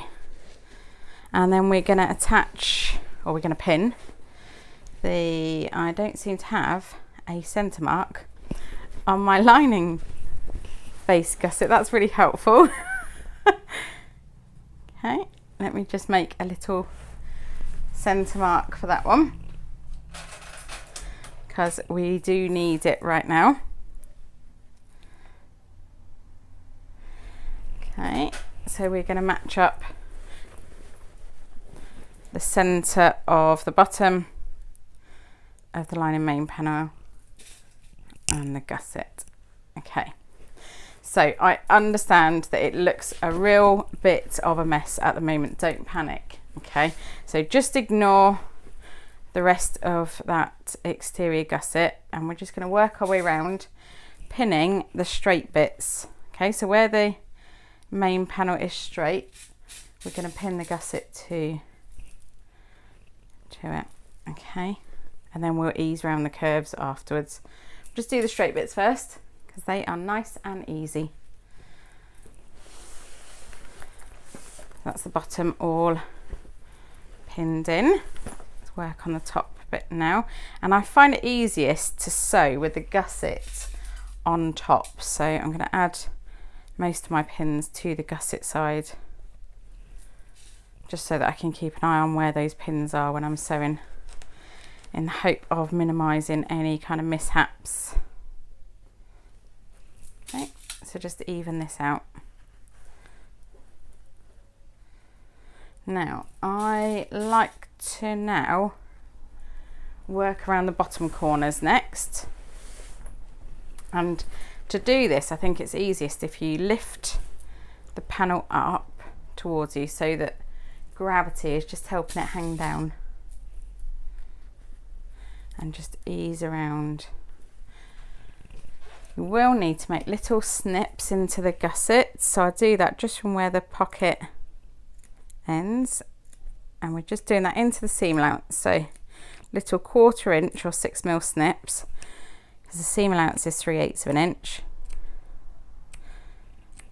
And you can do more, you can do a longer length if you prefer. This is just going to help us ease this gusset around the curve here.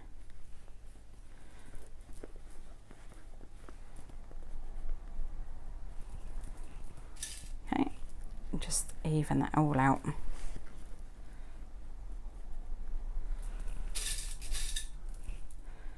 Okay, and I'm as far as the pocket now, so I can either go and do the second corner, or I can carry on with this one. I think I might as well just carry on with this one, seeing as I'm on the straight edge now.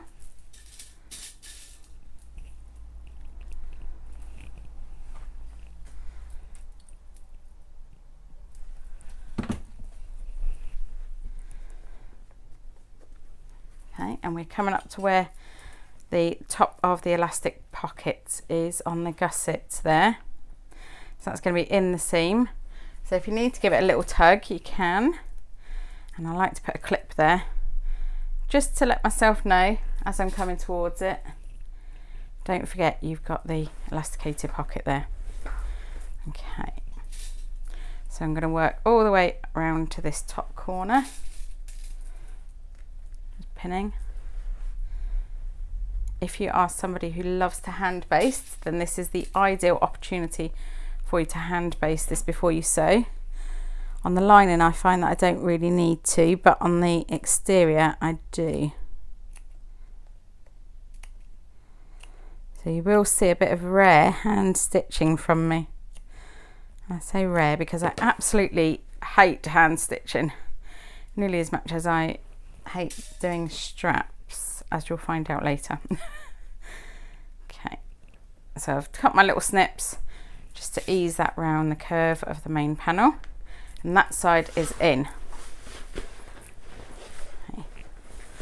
Push that exterior out of the way however you need to. Okay, so I'm going to cut some little snips in the other side of this line and base gusset, just to help it ease in around the curve.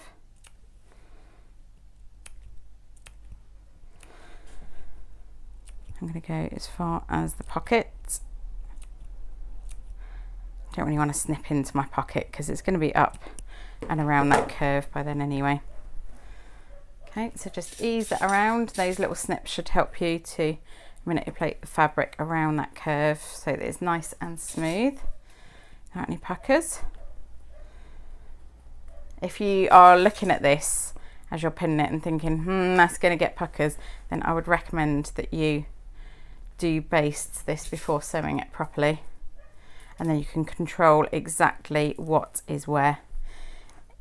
If you hate hand basting but you want to baste it, then you can always use a stapler and staple baste, and that's just stapling the layers together inside the seam allowance, and then you can trim that seam allowance off afterwards.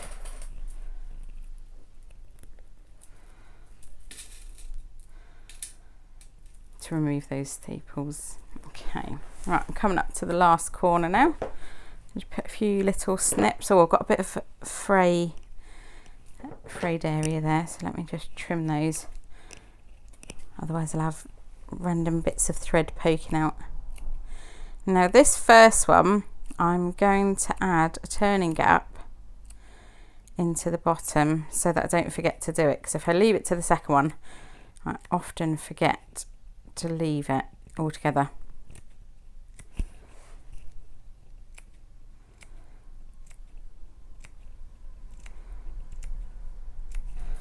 Okay.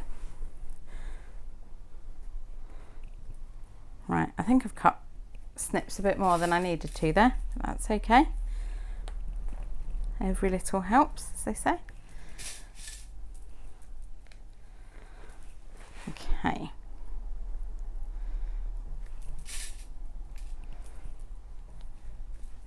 Right, so to mark where my turning gap is going to be, I'm going to leave a good sizable turning gap, and I know we've got a turning gap in the zip pocket, but this is just the second one. Just turned the exterior gusset out of the way there.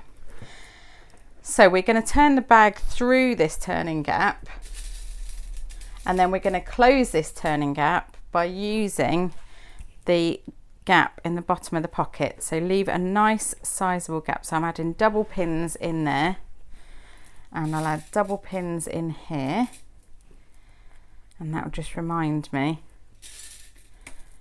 that that's my turning gap. Okay, so make sure that your exterior gusset is all out of the way. As I said, I find it much easier to sew with a gusset on top. So that means that I do need to do a bit of manipulation of this fabric to make sure that what's going under my presser foot is just the lining and it is flat as I go around. Okay. Now, if you've got your extension table, if you've got one, now is a great time to add it on to your machine. Just for a bit of extra stability.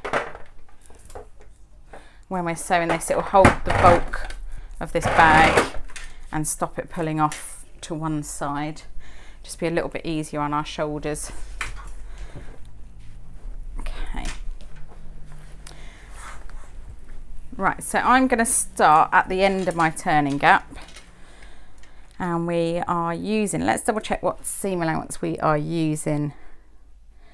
We're using our regular seam allowance because the lining pieces are going to be sewn to the exterior pieces later, so we don't need to worry too much about tapering in. You can taper in if you prefer, but I'm just going to do the regular seam allowance. So I've back stitched at the start.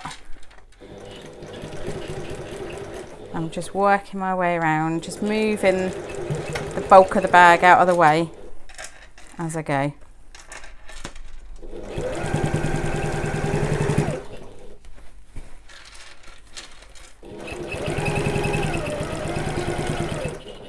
Okay, just make sure that whatever's under your presser foot is just the lining. Now I'm going to back stitch there because that's where my elasticated pocket was, just for a bit of extra reinforcement.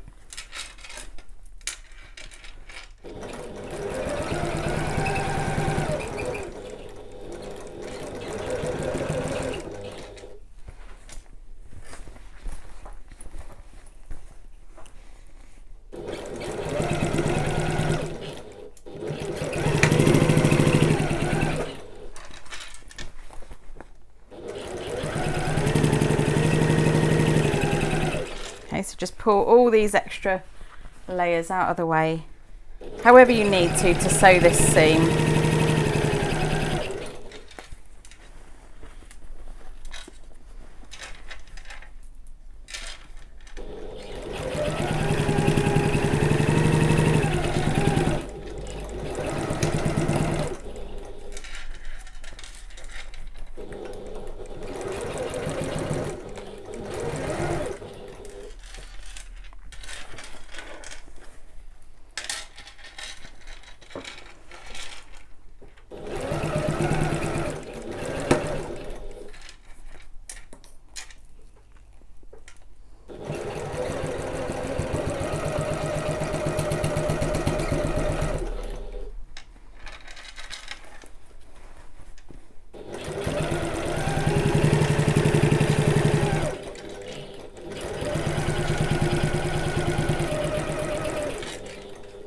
We're coming back round to the bottom.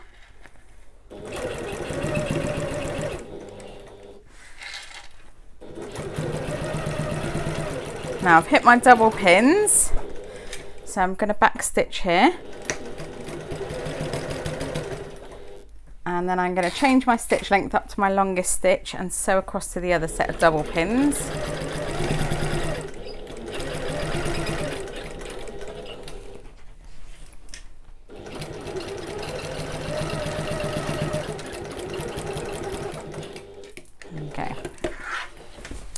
Okay, so it wasn't too bad in the end, was it? It looks scary because you've got all of the bulk of it, but it's not too bad because all you're actually sewing through is just those lining layers. Okay, and they are not too thick at all. That's good. Right, let's take out these extra pins that we've got then. I say extra pins, let's take out all of the pins.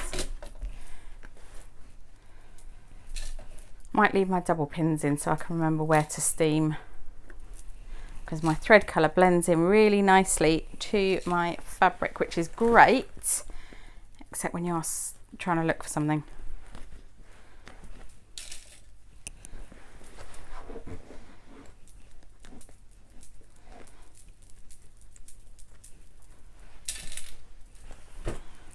Okay, let's just get all of these pins out.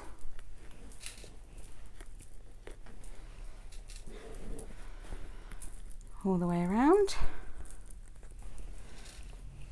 Okay, then what we're going to do is that turning gap that we sewed or we basted across rather, I'm just going to steam press that now. I'm adding a bit of water, nice squirt of water, because my iron is not very steamy? Don't know, we'll go with steamery. I'm just going to steam press these stitches, and that will leave behind that row of stitch holes. Do you remember that we had in our bottom of our zip pocket? We're doing exactly the same here, so that when we come to close it, we've got something to follow. Now this one, if you are someone who likes to press your seam allowances open of your turning gap, you don't need to do this on this one, because we are going to come in and re-sew this seam from the inside. Okay, That is fab. Right, all we need to do now on this side, firstly, I'm going to go in and just double check that I haven't got any puckers or anything odd going on inside. I've got loads and loads of stray threads. It's very odd. Okay, so just work your way round, have a look on the inside, check that there's no puckers or gathers or you haven't caught anything. Sometimes it does happen. Once you're happy that everything is as it should be, then we are just going to trim these corner seam allowances, or these curved corner seam allowances, with some pinking shears. If you haven't got any pinking shears, then just cut some little notches into the seam allowance. So I'm only going as far as the turning gap, not going into the turning gap. We're just taking this extra bulk out of the seam allowance. It just helps these curves to sit really nice and neat inside. And I'm going to do the same on my two top corners. Don't be afraid to move this bag however you need to get to the place where you need to do something, okay? Just manipulate it. Don't worry, all of that stabiliser will bounce back, because remember, we've got the Decaville attached to the foam, so there aren't going to be any creases from the Decaville showing on your fabric or on your faux leather.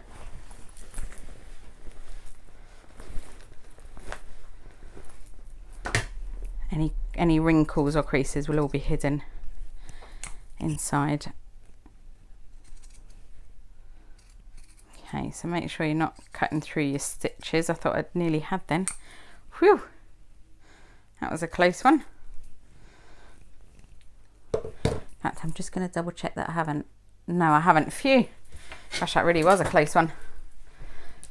I would have had to have fray checked and then re-sewn that little bit. Okay. So where are we now? We are here. Okay, so we've got one side sewn into our lining. We need this raw edge here. I'm trying to think how to word this, but basically we need this exposed edge here. I've got very little workspace, so I'm just going to remove my extension table, although we will be using it again straight away. I just want this extra bit of workspace in a minute. So just pull your lining over so that you can get access to this raw edge, and then we're going to do exactly the same, but this time without leaving a turning gap. So the first thing I'm going to do is match up my centres. I'm doing the top first and then the bottom. Oh, again, I haven't got a centre mark on this side. Let's follow that through. It is perfectly creased though, so I must have found the centre at some point. Right, there we go. So now I can pin those two together at that centre point. And then all I am going to do is just work my way along these straight edges, and I'm going to do exactly the same as I did for the other lining main panel. Got no further words of wisdom to give you, so I'm just going to get on with this one. And feel free to either leave me here and go and do yours, or sew along with me, or speed me up, or pause me, whatever you want to do. But I'm just going to work my way around the lining exactly the same as I did before, attaching this lining panel in to the lining gusset. And I know that you can see this now, my lining main panels are not attached to my exterior main panels at all, only where the zip is in the center of the gusset. Okay, and that's how it should be. Don't worry, we will attach them together later on.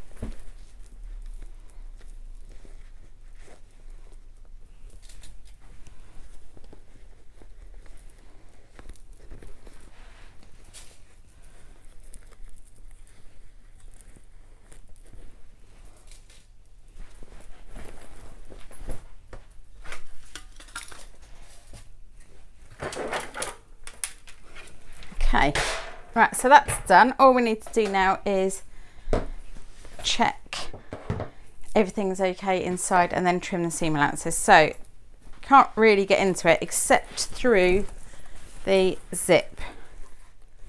So just have a little peek in through the zip and check that you are happy with all of these edges and corners and everything is as it should be.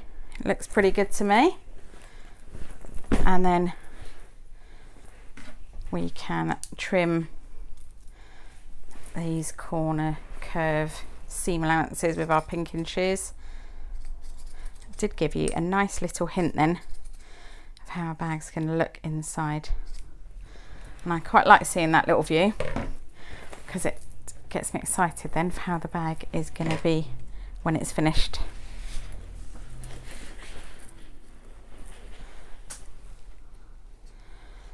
Okay, second bottom corner.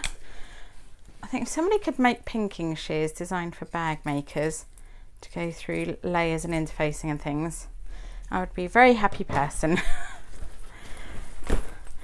So if anybody ever comes across them, just let me know. I've tried all kinds of brands and they're all pretty poor performing. Okay, let's just do these top two. They don't perform poorly enough for me to want to manually cut all the notches though. So I do still use my pinking shears, even though they're a bit of a pain.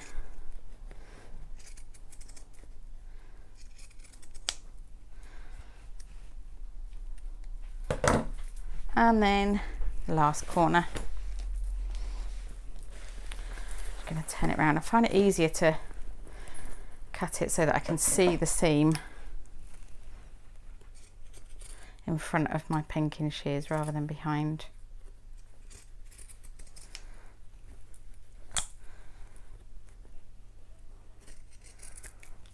Okay.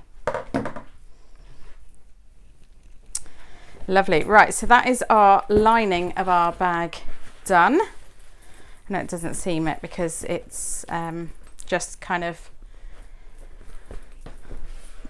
attached to the gusset like that, but you could use it as a functioning bag, I guess. I'm not gonna though. I'm gonna get started on my exterior. So get yourself up to this point and then we'll get started on the exterior panels.